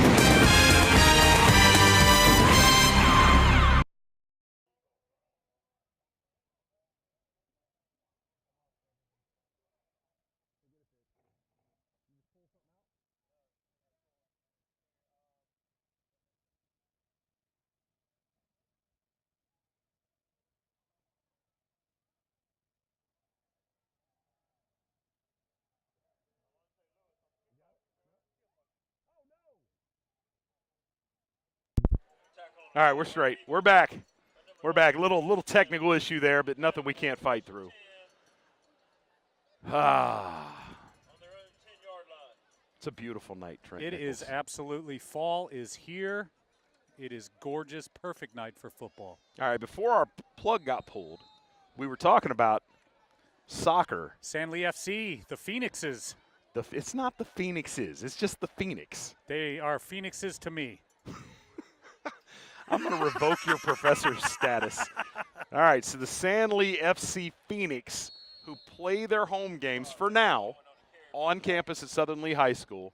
You were there. You're doing the PA duties out there for the team. You told me 600-plus people. 619 people showed up for the home opener. Paid attendance, 619. You can't get 619 people in Sanford to do much. So great turnout, great support. We would love to see this thing blow up. Pass out there up to the 20-yard line. That'll be a first down for Lee County as we're talking about everything but football. There's a game going on here, Trent.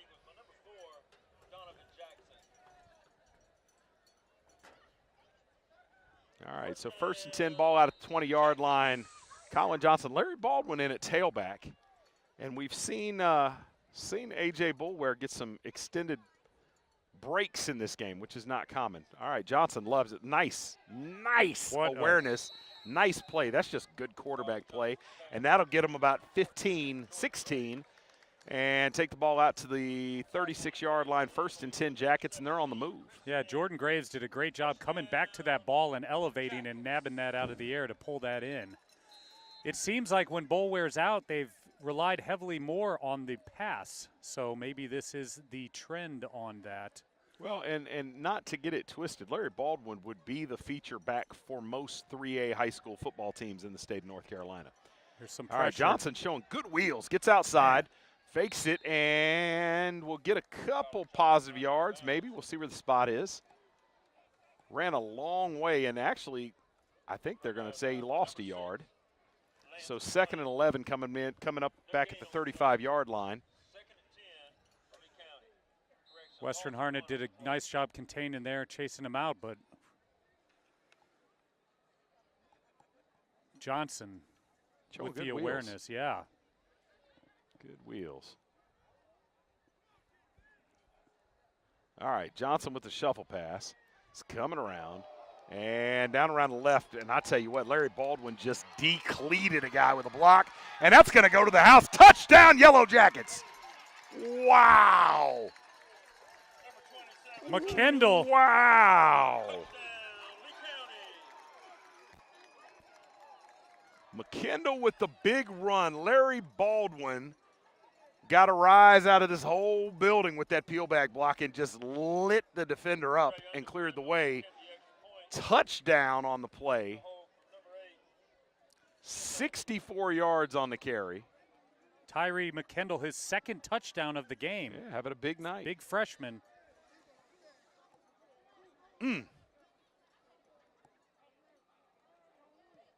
Underwood kicks it, and it is good.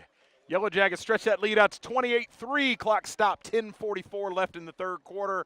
We'll take a quick break. You're watching the Classic Nissan Game of the Week on WBFT.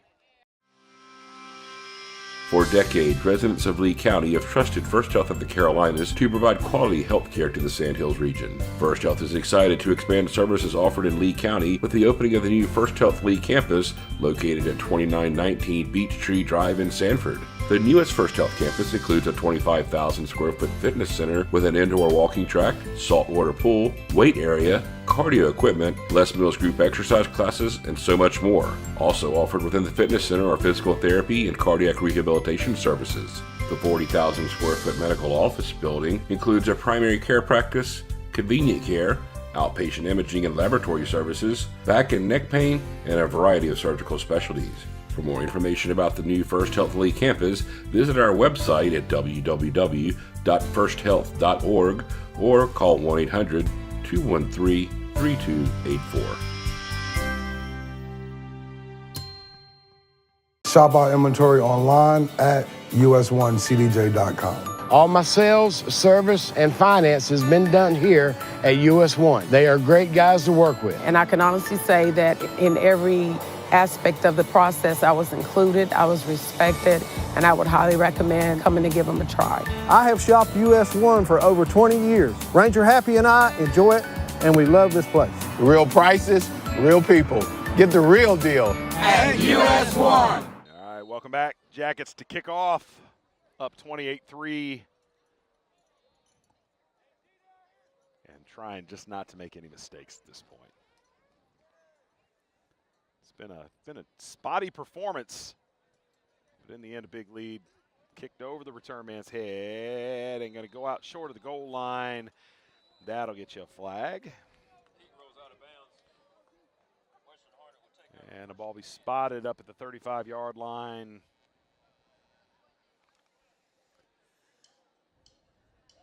Where Western Harnett will go to work, 1st and 10. Well, let's see what kind of halftime adjustments both the defense and Western Harnett's offense is making.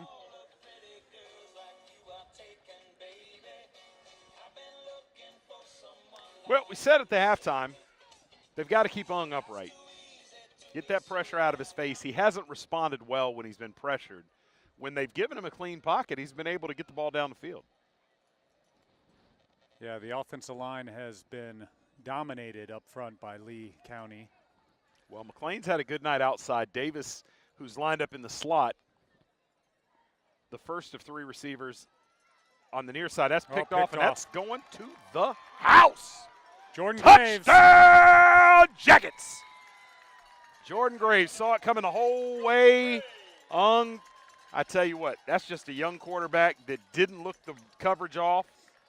Stared his receiver down and took entirely too long to get the ball out there, and it was going the other way. We saw it coming from a mile away. Jordan Graves, big play for the Jackets, 34-3, 10:35 left in the third quarter, excuse me.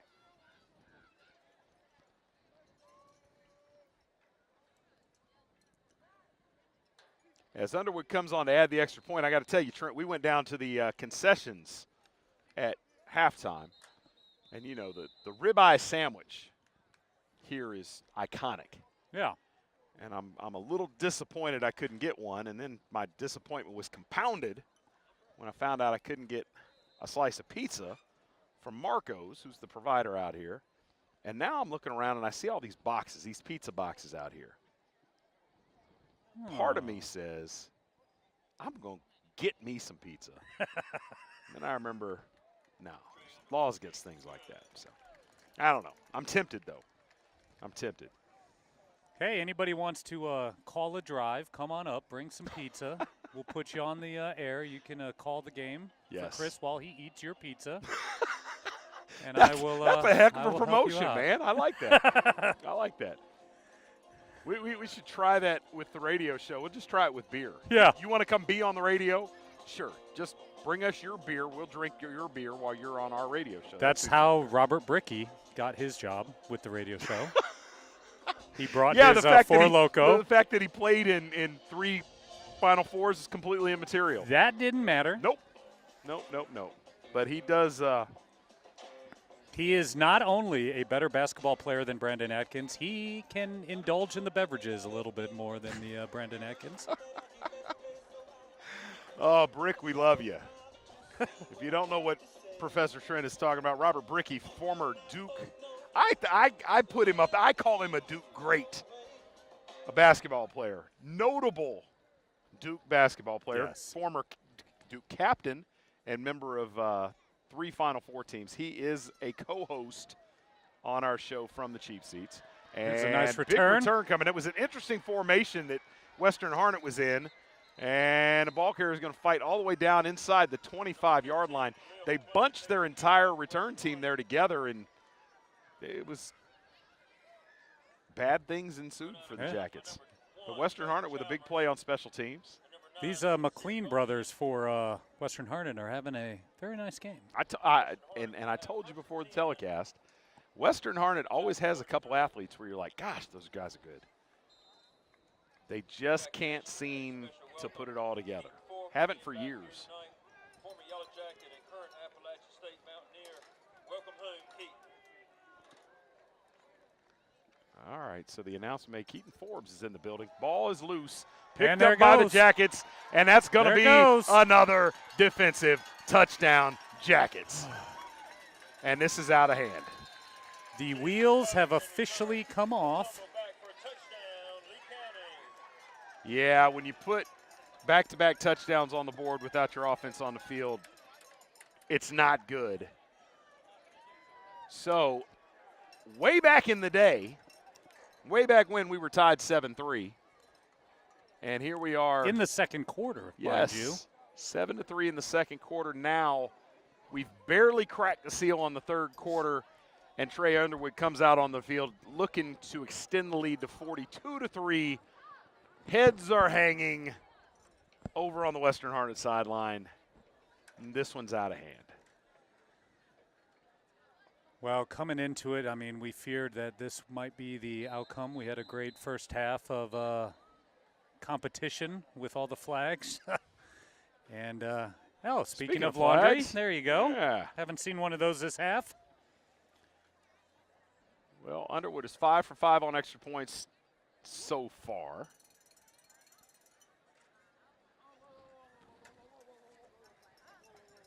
Looking to go 6 for 6 here.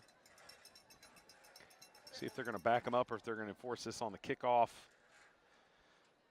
And A.J. Boulware is trying to get loose on the sideline. We haven't seen him in the game much. He's over there, and I don't know if it's a hamstring or an ankle. But trying to get worked back in. He's itching out there. You know, this is a kid that's going for 200-plus yards a game. He's trying to keep that intact. So he's got his helmet on.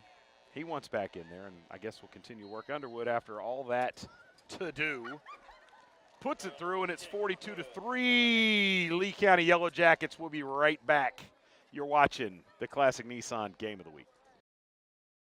For online banking made easy, there's only one choice, First Bank. Online banking, checking accounts for business and family to fit every need, including mobile banking, no-fee traveler's checks, and money orders, and so much more.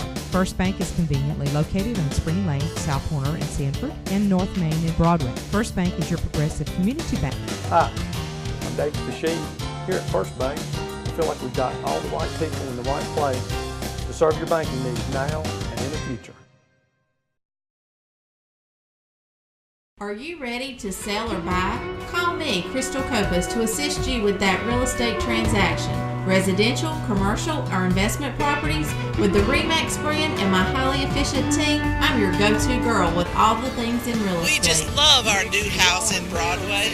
And it was made possible by Crystal Copas, who sold our previous home in only 3 days. And I promise you, she'll work just as hard for you.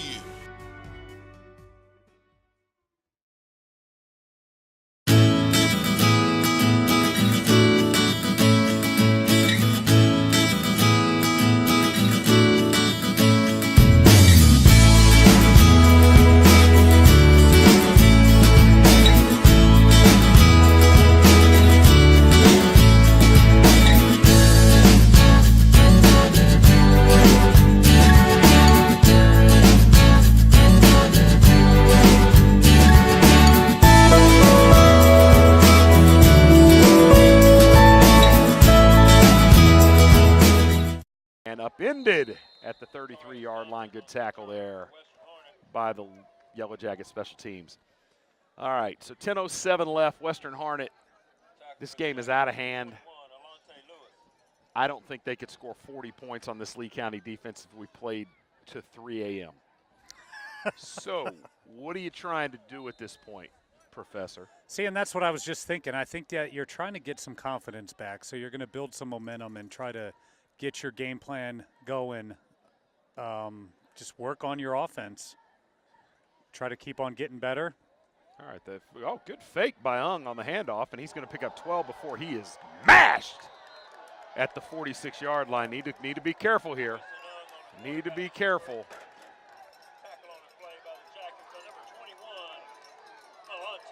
Jackets have already been victimized by one unsportsmanlike ejection and suspension here in the last couple weeks. Don't need another one. Man, oh man, Ante Lewis thought he was at PNC with the WWE crew tonight, slamming down that QB.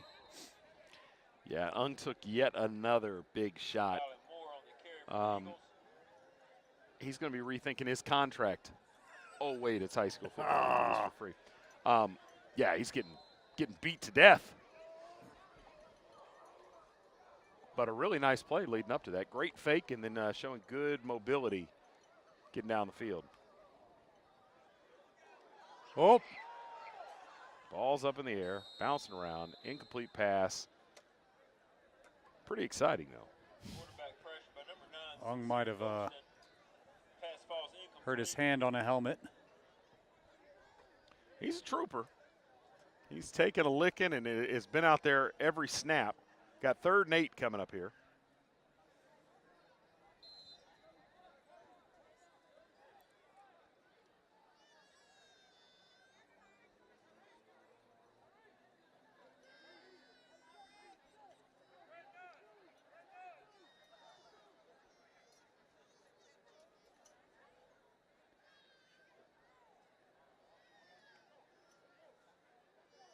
All right, snap, Ung looking out to his right, wings it out there, hangs his receiver out to dry. Had to go up high to get it. By the time he came back down, the defense was waiting to swallow him up. There's going to be a loss of 3 on the play, 4th and 11, and the punt team will come on out for the Eagles. All right, I think everybody here interested to see if A.J. Boulware is going to check back into this game. Looked to have been nicked up a little bit at some point. Baldwin's gotten the bulk of the carries since then. Yeah, and with the score right now, I mean, why risk it getting any worse, you know? Do you pull the plug on it? Is his night over? Well, we're about to find out. He's wow. Oh, my gosh, how did you not get that one blocked? But it's a good line drive punt. Going to be down almost to the 25, rolled dead at the 27, and the Yellow Jackets will take over, and A.J. Boulware checking back into the ball game. There we go. Mystery solved. It's all about those stats, brother. All about those stats.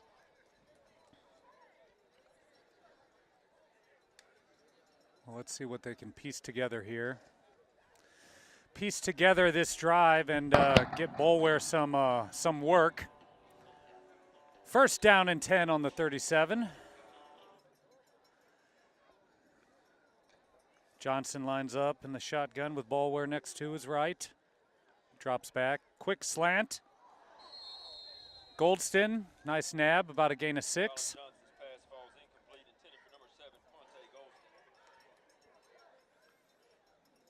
So we got 2nd down and 10.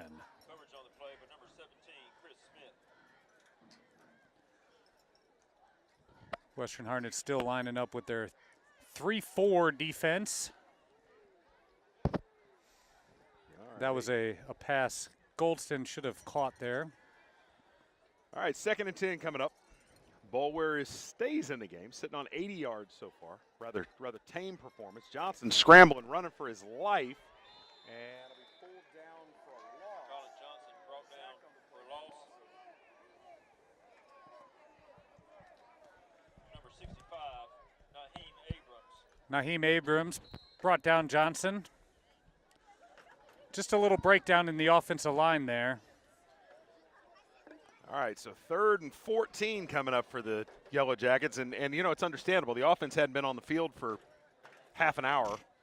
I think they got cold. All right, Johnson drops. Looking down the field. Scrambles. Chased out to his left.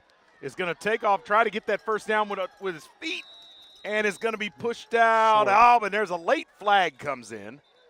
All right, so he's going to wind up about 3 yards short of the first down. Referee's talking. And a lineman down there for the Yellow Jackets pleading his case again. Interesting decision coming up for Western Harnett, and it looks like they're going to have the penalty enforced. Instead of 4th and short, they want to back them up and give them 3rd and a mile, apparently.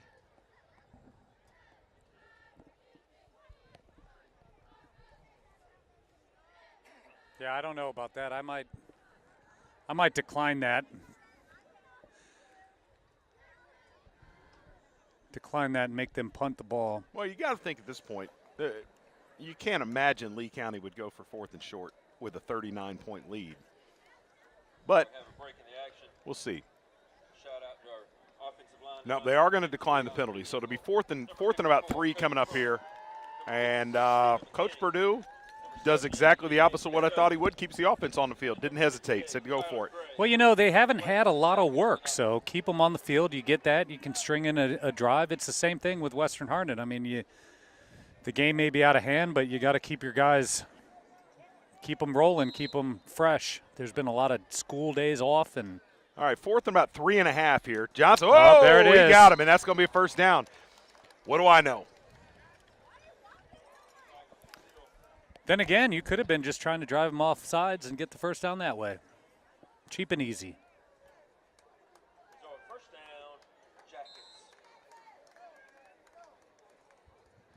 All right, so a fresh set of downs for the Jackets. 7:43 left in the 3rd quarter, 42-3.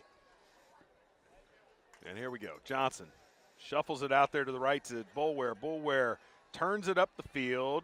Tough sledding for the young man, and it's going to be forced out after what looks to be a 1-yard loss. So going backwards, now 79 yards for the game. Of course, sitting on 79, at any given point, he's a step away from adding 60 to that total. So we'll see what happens.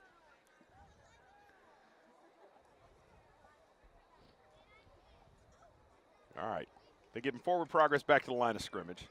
Johnson takes the snap, drops, looking out to the left, got a man, makes a great move, second great move, drags a tackler close to the first down. We'll call it a foot short, where it'll be 3rd and less than a yard. Boy, I tell you what, Trent, it is campaign season for sure. Lots of shaking hands going on. Lots of candidates out here. That's great, getting out here. This, you know what? Whatever gets you out to a high school football game. There you go. 'Tis the season. 'Tis the season indeed. Oh, they're going to bring the chains all the way across the field. What do you got here, Trent? I think they're short. Probably about a foot. All right, let's see. Chain gang getting on the field for the first time tonight. Inches? Nope. Looks like they got it. It's going to be a Jacket first down. Well, I'm 0 for 1 in my career now. High school football not quite as scientific as the yellow line across your screen. Any of that. But chain gang doing good work. Good work tonight. Hey, as long as they don't bust out the note card to measure it, then I'm good. Yes, right. All right, so Johnson with 4 men out wide, 2 to the left, 2 to the right, brings the man in motion, throws it back, and breaks a tackle across the 40, down to the 35. There he goes. Breaks out of another one. He's got a blocker up ahead of him, inside the 10-yard farm, horse-collared at the 2-yard line. And I tell you what, that's just a dangerous play. I guess a good job to hold on for dear life, but, that's how you get knees wrecked. McKendall with another great catch and run. I tell you, had a chance to kind of use his blocker there, but just decided he was going to outmuscle the defender into the end zone. Dragged down, walks away from it, thankfully. And in the end, it's going to be 1st and goal inside the 5 for the Jackets. Personal foul on the play. Number 16. Who picked up the horse collar there? Abbott. All right. Khalil Abbott, a senior, 5'6", 150 from Yeah, Western. 5'6", 150, man. I guess it's forgivable. Just grab onto anything you can get a hold of. And, as a coach, you're there. You're like, hey, we can't have the penalties. But you know what? That's a touchdown-saving penalty, so we'll cut him some slack. Johnson takes a snap, hands to Fumble. Boulware, picks it up, and Western Harnett is on it. And this is getting a little chippy down there. And it's amazing all the flags that we've seen tonight that didn't draw one. Yeah. That little skirmish in the end zone, but one way or the other, bad snap, bad exchange. Another mental error. And Lee Another County mental blows error. an opportunity inside the 5. Western Harnett coming back out on the field. So I don't know if that was miscommunication from Johnson to Boulware or vice versa, but looked like they took the snap and he was going to fake the handoff or go, or supposed to take the handoff, or Well, the run pass option, that's the part that Brandon and I have talked about that. Do you think you, as a quarterback, could fake the handoff or decide on the run whether or not you're going to hand it off as you're making the read, and how often would the ball hit the ground? Because I know I can't do it. It would be impossible for me. Without years of practice, that RPO is a special skill, and you see it blow up in their faces there. But then, we criticize the horse collar tackle by Abbott, but how big is that? That's a huge swing at this point. So, because it did, it caused it. It was a penalty. It's a bad tackle, dangerous tackle, but saved a touchdown. Next play, they turned it over. A little boost, a little confidence boost for the defense there. And as you said, I mean, at 16, 17, 18 years old, no, I don't think I would be able to read it that well. Here comes another flag.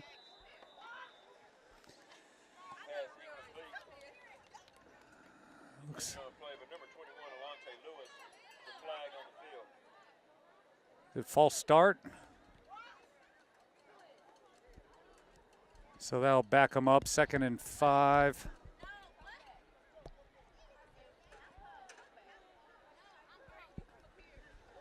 Yeah, I mean, it would be very hard, but that's where, when you get into college and you're able to do those reads and you're seeing the game at a slower speed, that's what separates these great athletes when they get to that next level. So that was a sideline violation that was declined. I think everybody here thought we were going to get a pass interference call. It looked for just a second like the Jackets picked that off and take it back to the house. But after all of that, 3rd and 6, Ung from the gun, drops. And pressure is immediate, does a good job to get out of the end zone. Is going to fight back to the 4-yard line, save the safety, and bring up 4th and long. 5.5 minutes left in the 3rd quarter. And the punt team is going to come out. Sumter was all over that, breaking it, busting it up.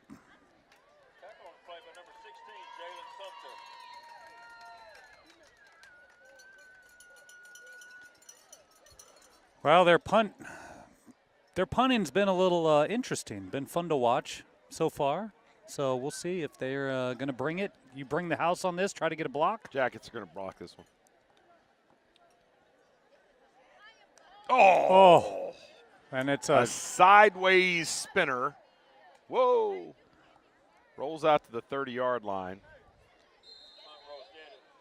I tell you what, they can't get much closer.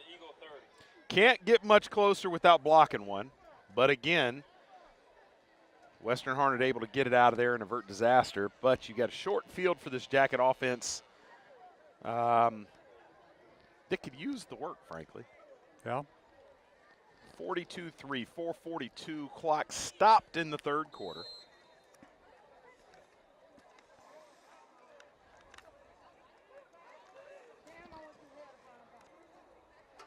And as you may know, if they go up by another score, at that point the clock starts to run and does not stop except on changes of possession. I did not know that. 40 points is the magic number. Interesting. All right, the hand is to Boulware, who gets wrapped up in the backfield, going to lose a couple. And Western Harnett came in with the intent they were not going to allow that run up the middle, and they've not allowed it.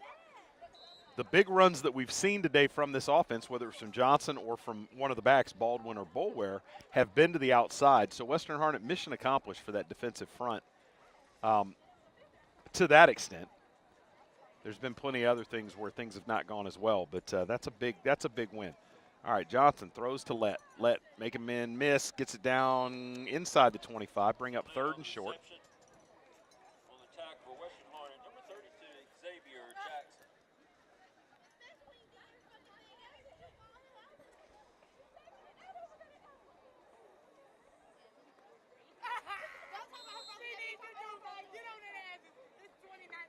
All right, 3rd and 3 coming up for the Jackets. Boulware in the backfield with Johnson. 4 men wide. Man comes in motion. And the hand is to Boulware. Boulware is going to fight for the first down. Picks up 4, only needed 3. Ball will be at the 19-yard line, 1st and 10 Jackets. Number 6, Lance McLean on the tackle. First down, Jackets.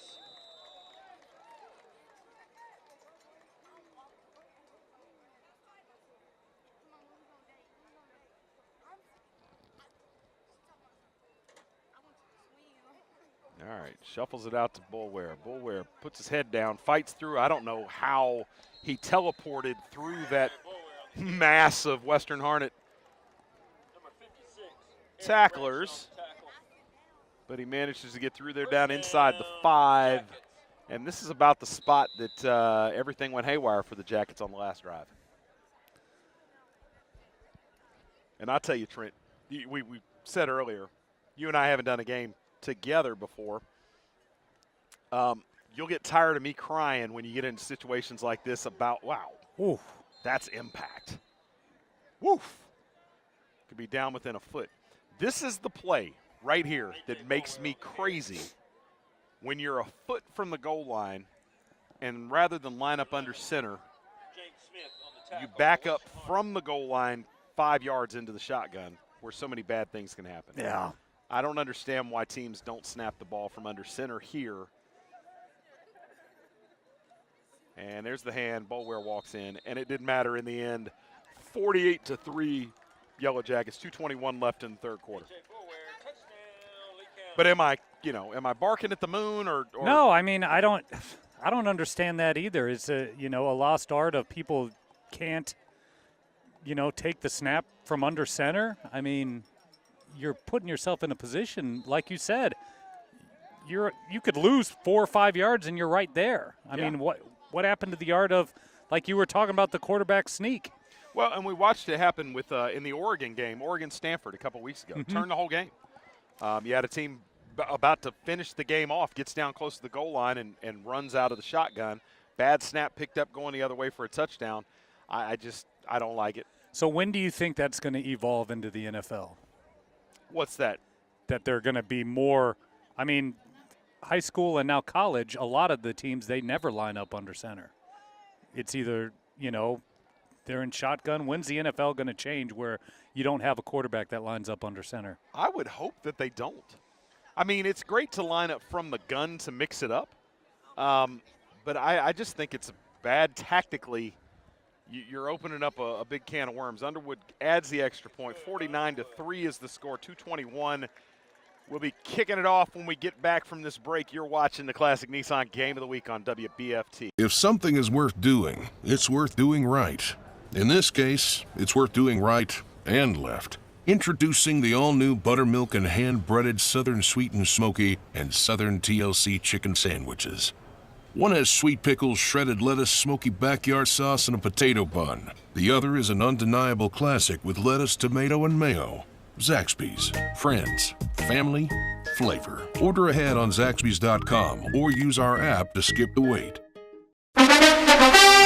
It's game day at Classic Nissan.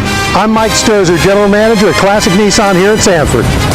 My team of professionals have every position covered to meet all of your automotive needs. The starting lineup. Your captains on offense, number 5, Holden Cruz. And number 10, Jasmine Dowell. Your captains on defense, number 55, Wesley Tater Womack. Number 7, Steve Gendron. Whether you're a Yellow Jacket or a Cavalier, everybody gets a classic deal. For sales, service, or parts, visit us at ClassicNissanSanford.com or in person on Highway 87, right across from Walmart in Sanford. Nobody beats a classic deal. Official Caro sponsor.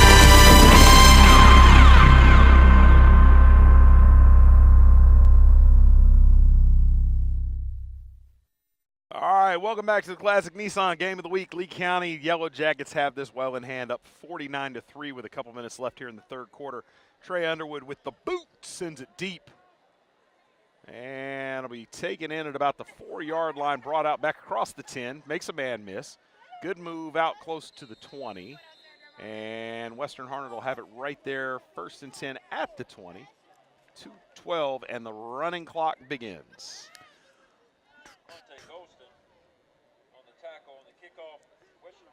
All right, so up to this point, this game has seemed to have taken forever. I almost said tooken. Do you hear young people say that very often? Tooken. That's one of those. That's one of those buzzwords for me, man. It just kind of makes me fume. I don't know. That's you college kids talking. You've been tooken. Been tooken. We have a new quarterback in. And I thought there was gear There's flying a fumble. around.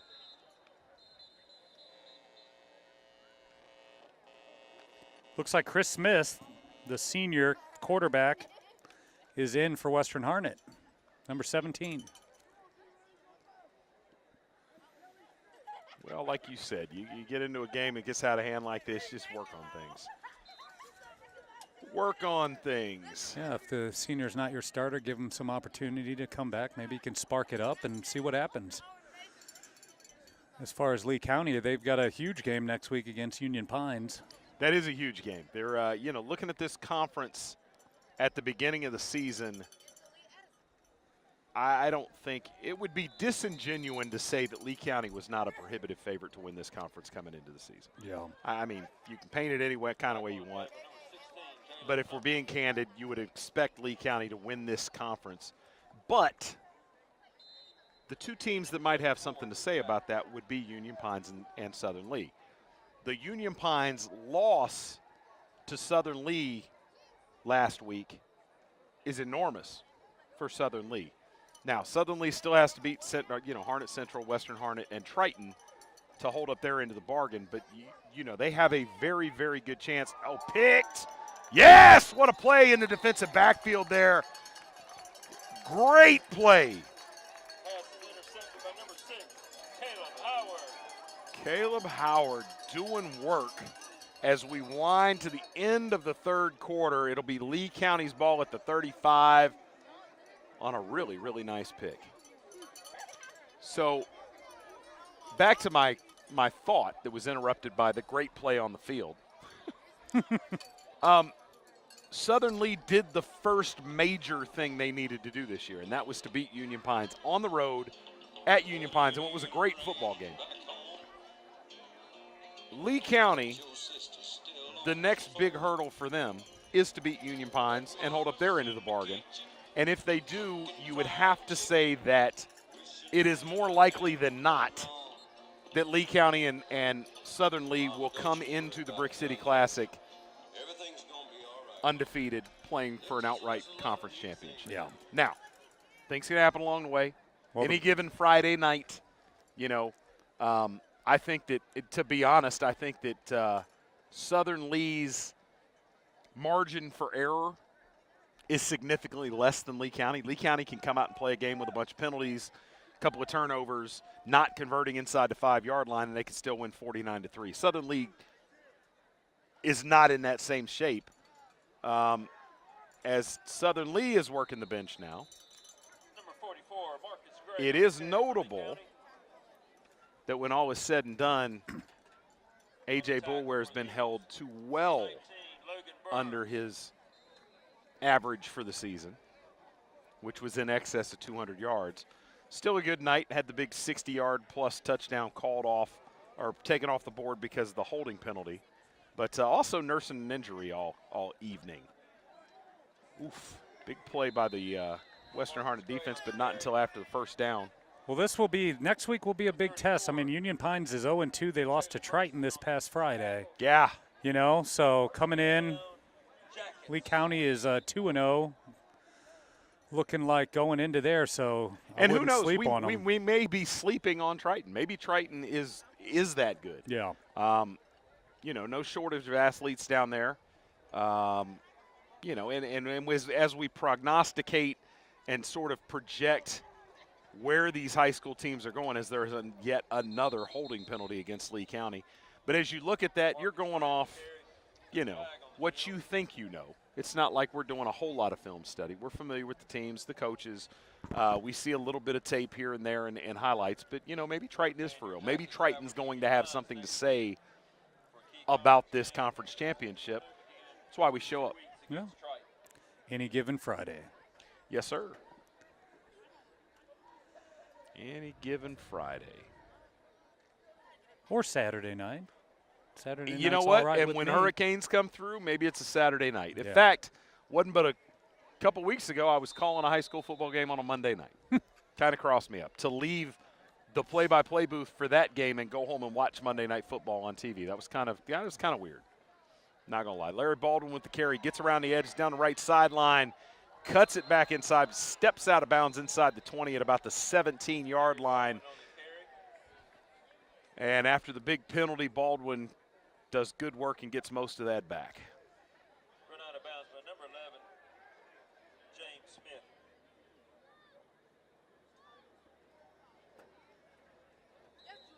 Second and 6 coming. Clock continues to run inside 9 minutes.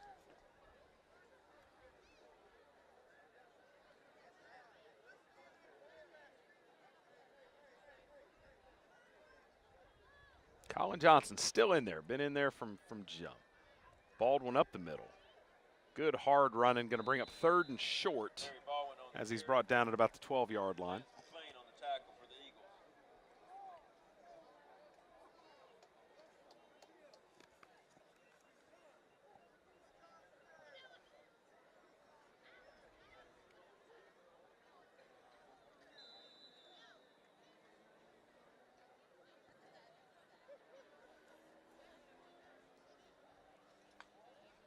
Western Harnett after this will have to try to get back on get a win down in Harnett County next week to try to right the ship or start the ship going somewhere. Baldwin squeaks through there and takes it down inside the 10, close to the 5-yard line. 2nd and about 5. It looks as though Lee County could still get a first down inside the 1-yard line. So not goal to go, but close. Clock will continue to run inside 7:40 now left in the ball game. And there is a steady procession out of Paul B. Gay Stadium. You know, we acknowledge that this is Paul B. Gay Stadium, but not often enough do we say that this is also McCracken Field. Which, you know, is only fitting, I suppose.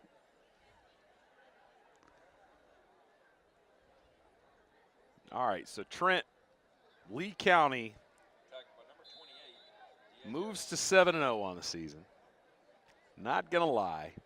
This is about as unimpressive a 49-3 victory as you're going to see. Got to clean the penalties up.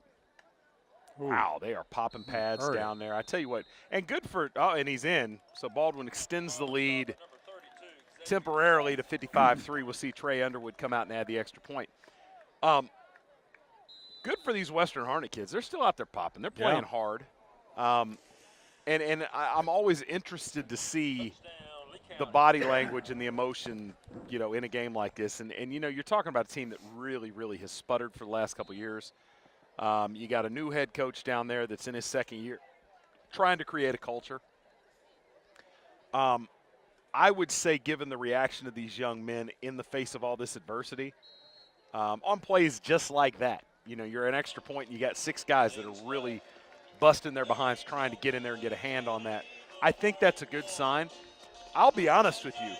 This is not as athletically and as overmatched a team as I expected to see from Western Harnett tonight. They have got to find ways to protect the quarterback and get more production out there. We really haven't seen much at all in the running game. And while they've got some big athletes at wide receiver, I don't see the dynamic type of athlete that can really make a difference. And I think that's what it's lacking. I think they've got to, scour the middle schools.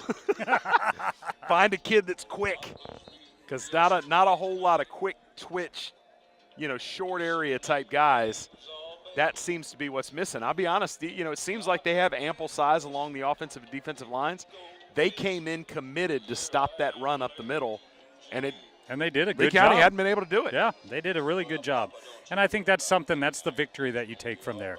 I mean, I really think if they're going to do anything, it starts with the offensive line. And they've got some guys that can make some plays, like the McLean brothers. I mean, they showed some athleticism there and was able to do some stuff, but that offensive line just gets the quarterback. We saw him when he had time. He could make some throws.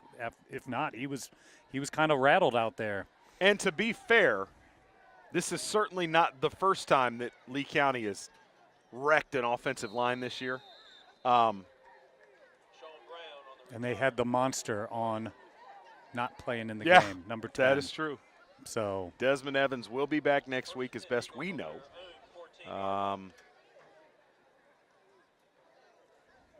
All of you out there, tune in on Monday night. I will be on location at the Sanford Zaxby's for the Zaxby's Coaches Show. We do that every Monday, where I'll sit down for a few moments with the coaches from both squads, Lee County and Southern Lee, and we will give Player of the Week awards on offense and defense for both schools. We have a lot of fun, free food, some hardware, gift cards. It's not a bad deal. And I try not to screw it up. That's my only job there. Just don't mess it up. You got a busy Monday. Yeah, it is going to be a busy Monday. It is, yeah. A day off, huh? Yeah, that's my fall break day. Nice. Is Monday, and I will be fully gainfully employed from about 8 o'clock until, 8:30 by the time it's all said and done. It just dawned on me that that's the last layer of thing that I have to do on Monday. I want to go back to school. Man. You're getting up early. Good night. You got a very sports-filled Monday. Yeah, Professor Trent and I will be on hand at Duke for their basketball media day. So we will record from the cheap seats. You can check that out on the iTunes podcast app, Google Play. Check the web. From the cheap seats, Chris Delambert, Brandon Atkins. We have a good time with it. We think you will too. Subscribe, leave a review. And then for the television station / from the cheap seats, Trent and I will be going up there to Duke to hang out with Coach K and all of the Duke players. And you know what? I guess I probably ought to do some research. Yeah. Yeah. Oh, no, I've been writing a lot. I got a lot of questions about some of his plays. Oh, wow. There's a nice play down the field. Nice throw and catch there. We'll give him about 35 on the pass.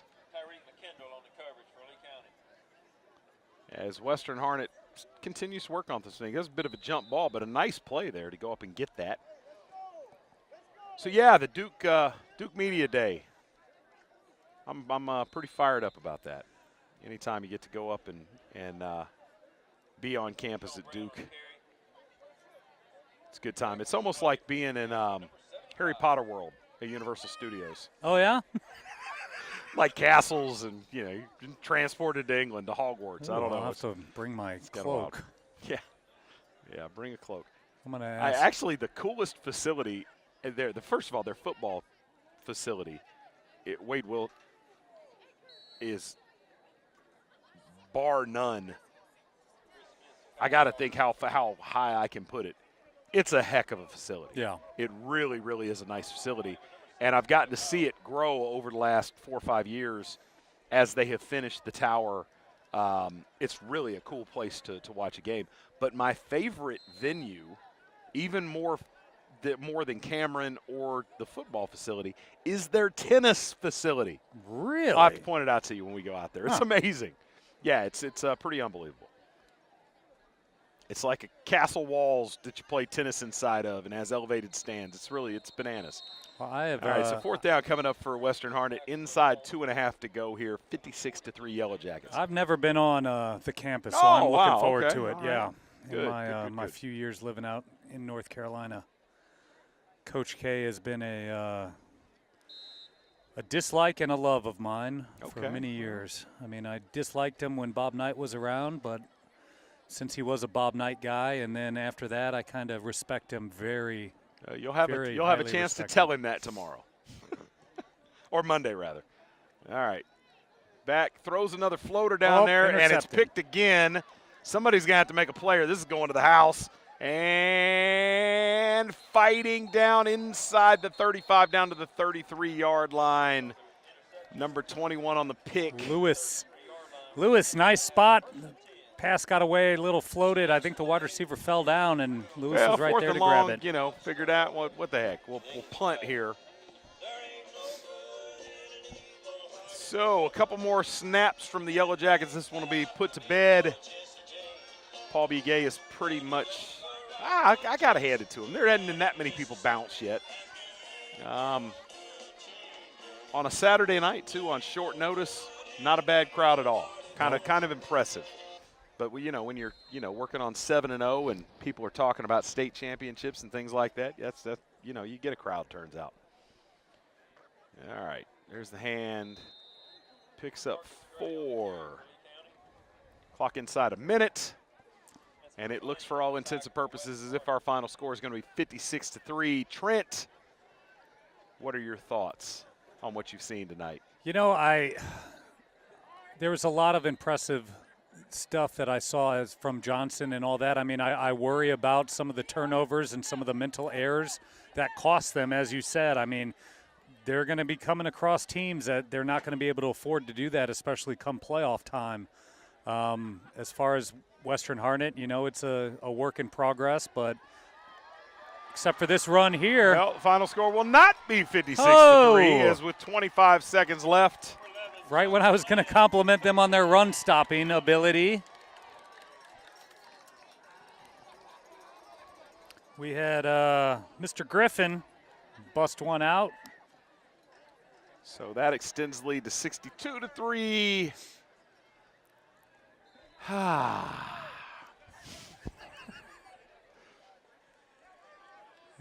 And we'll get the extra point here. And this should be your final score. As the Western Harnett coaches come down off the roof. Look, thankfully they didn't jump. Kick is up. Kick is good. 63-3 Yellow Jackets. I'm glad I started this kicker in fantasy this week. Yeah, right. 8 points right there. Yeah, without a field points. goal. That's pretty impressive. Yeah, I am always impressed, though, when you come out and you have more than 5 kicks and you're perfect, whether they're extra points or not. It's still impressive.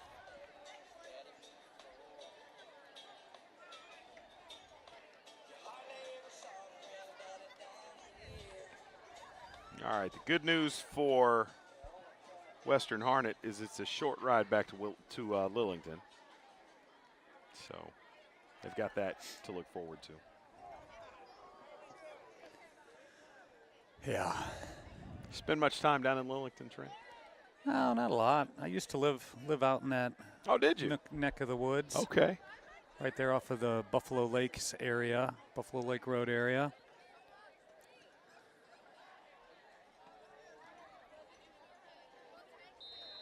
They have a great barbecue joint as you drive through Lillington off to the left-hand side. I don't remember the name, so that's a horrible plug for them. Thank you. Nicely done. I guess yes. if they want to pay for the plug, I guess you'd remember a little better. Underwood, high spinning kick. Fielded at the 14-yard line. Brought back and makes a man miss. Got a seam.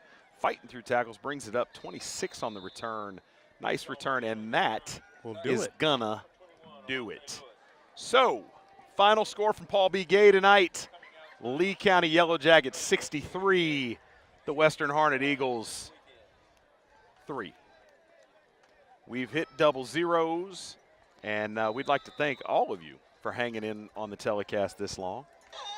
And we will again be on hand on location at Zaxby's for the Zaxby's Coaches Show Monday at 7 o'clock. I'll be there with Coach Steve Perdue and Coach Ken Neal of Lee County and Southern Lee, respectively.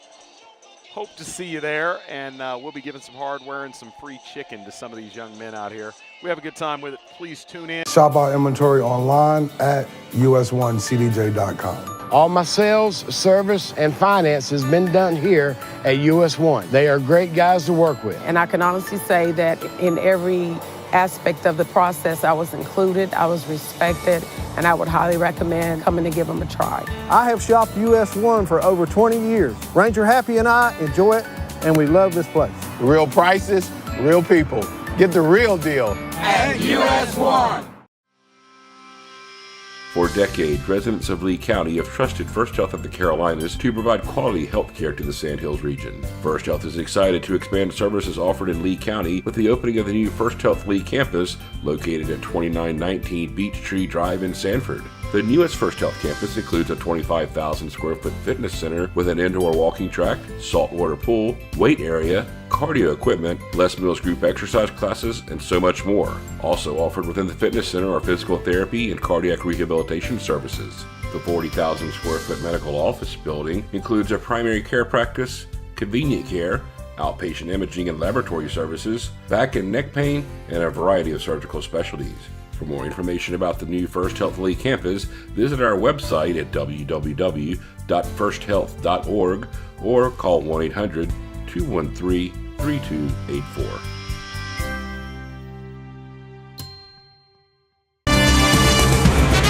First Health of the Carolinas presents the postgame show on WBFT. All right, welcome to postgame show. I'm Chris Delambert, Professor Trent Nichols. We saw a rout here at Paul B. Gay in Sanford, North Carolina tonight. What are your final thoughts, Trent? Well, I think that it was a good, interesting game till the second quarter, 7-3. A lot of penalties, a lot of mental mistakes on the defense for Lee County, and a nice job trying to contain the run game from Western Harnett. All right. Not a whole lot to say. I said at some point when I think it was 49-3, this was the least impressive 49-3 win. 63-3, you love the talent that Lee County rolls out there. You have got to clean this up. Got to clean it up. You're seeing it too often, too many penalties, too many, especially the post-snap penalties. Got to clean up the holding, got to clean up the post-snap stuff, the pre-snap stuff, silly turnovers, because at some point that margin of error that you've got to be able to beat teams is going to shrink dramatically as we get close to the state playoffs. This is a Lee County team that has the talent to make a deep run, but they have got to clean this stuff up. That's kind of been the refrain throughout the season, though. So hopefully we see them get it together. And as we said before, at this point, we may be on a collision course toward a Brick City Bowl that really, really matters. I'm excited about that. I know a lot of the people here in the stands are excited about it. The buzz is starting around town. Both of these teams have to continue to do what they have to do to hold up their end of that bargain. It has been fun. I'm Chris Delambert, Professor Trent Nichols. Peace.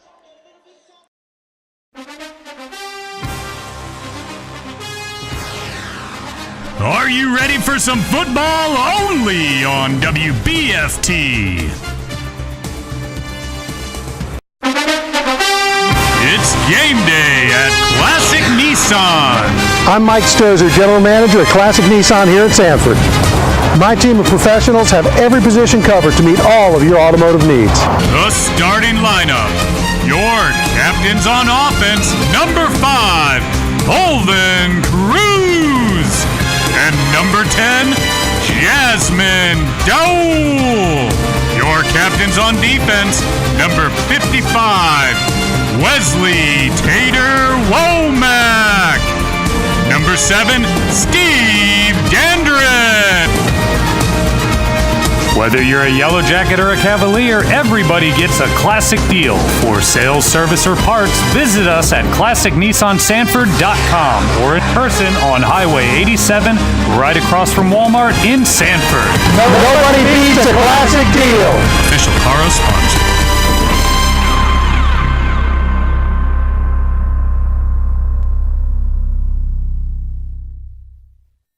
If something is worth doing, it's worth doing right. In this case, it's worth doing right and left. Introducing the all-new buttermilk and hand-breaded Southern Sweet and Smoky and Southern TLC chicken sandwiches. One has sweet pickles, shredded lettuce, smoky backyard sauce, and a potato bun. The other is an undeniable classic with lettuce, tomato, and mayo. Zaxby's. Friends. Family. Flavor. Order ahead on Zaxby's.com or use our app to skip the wait.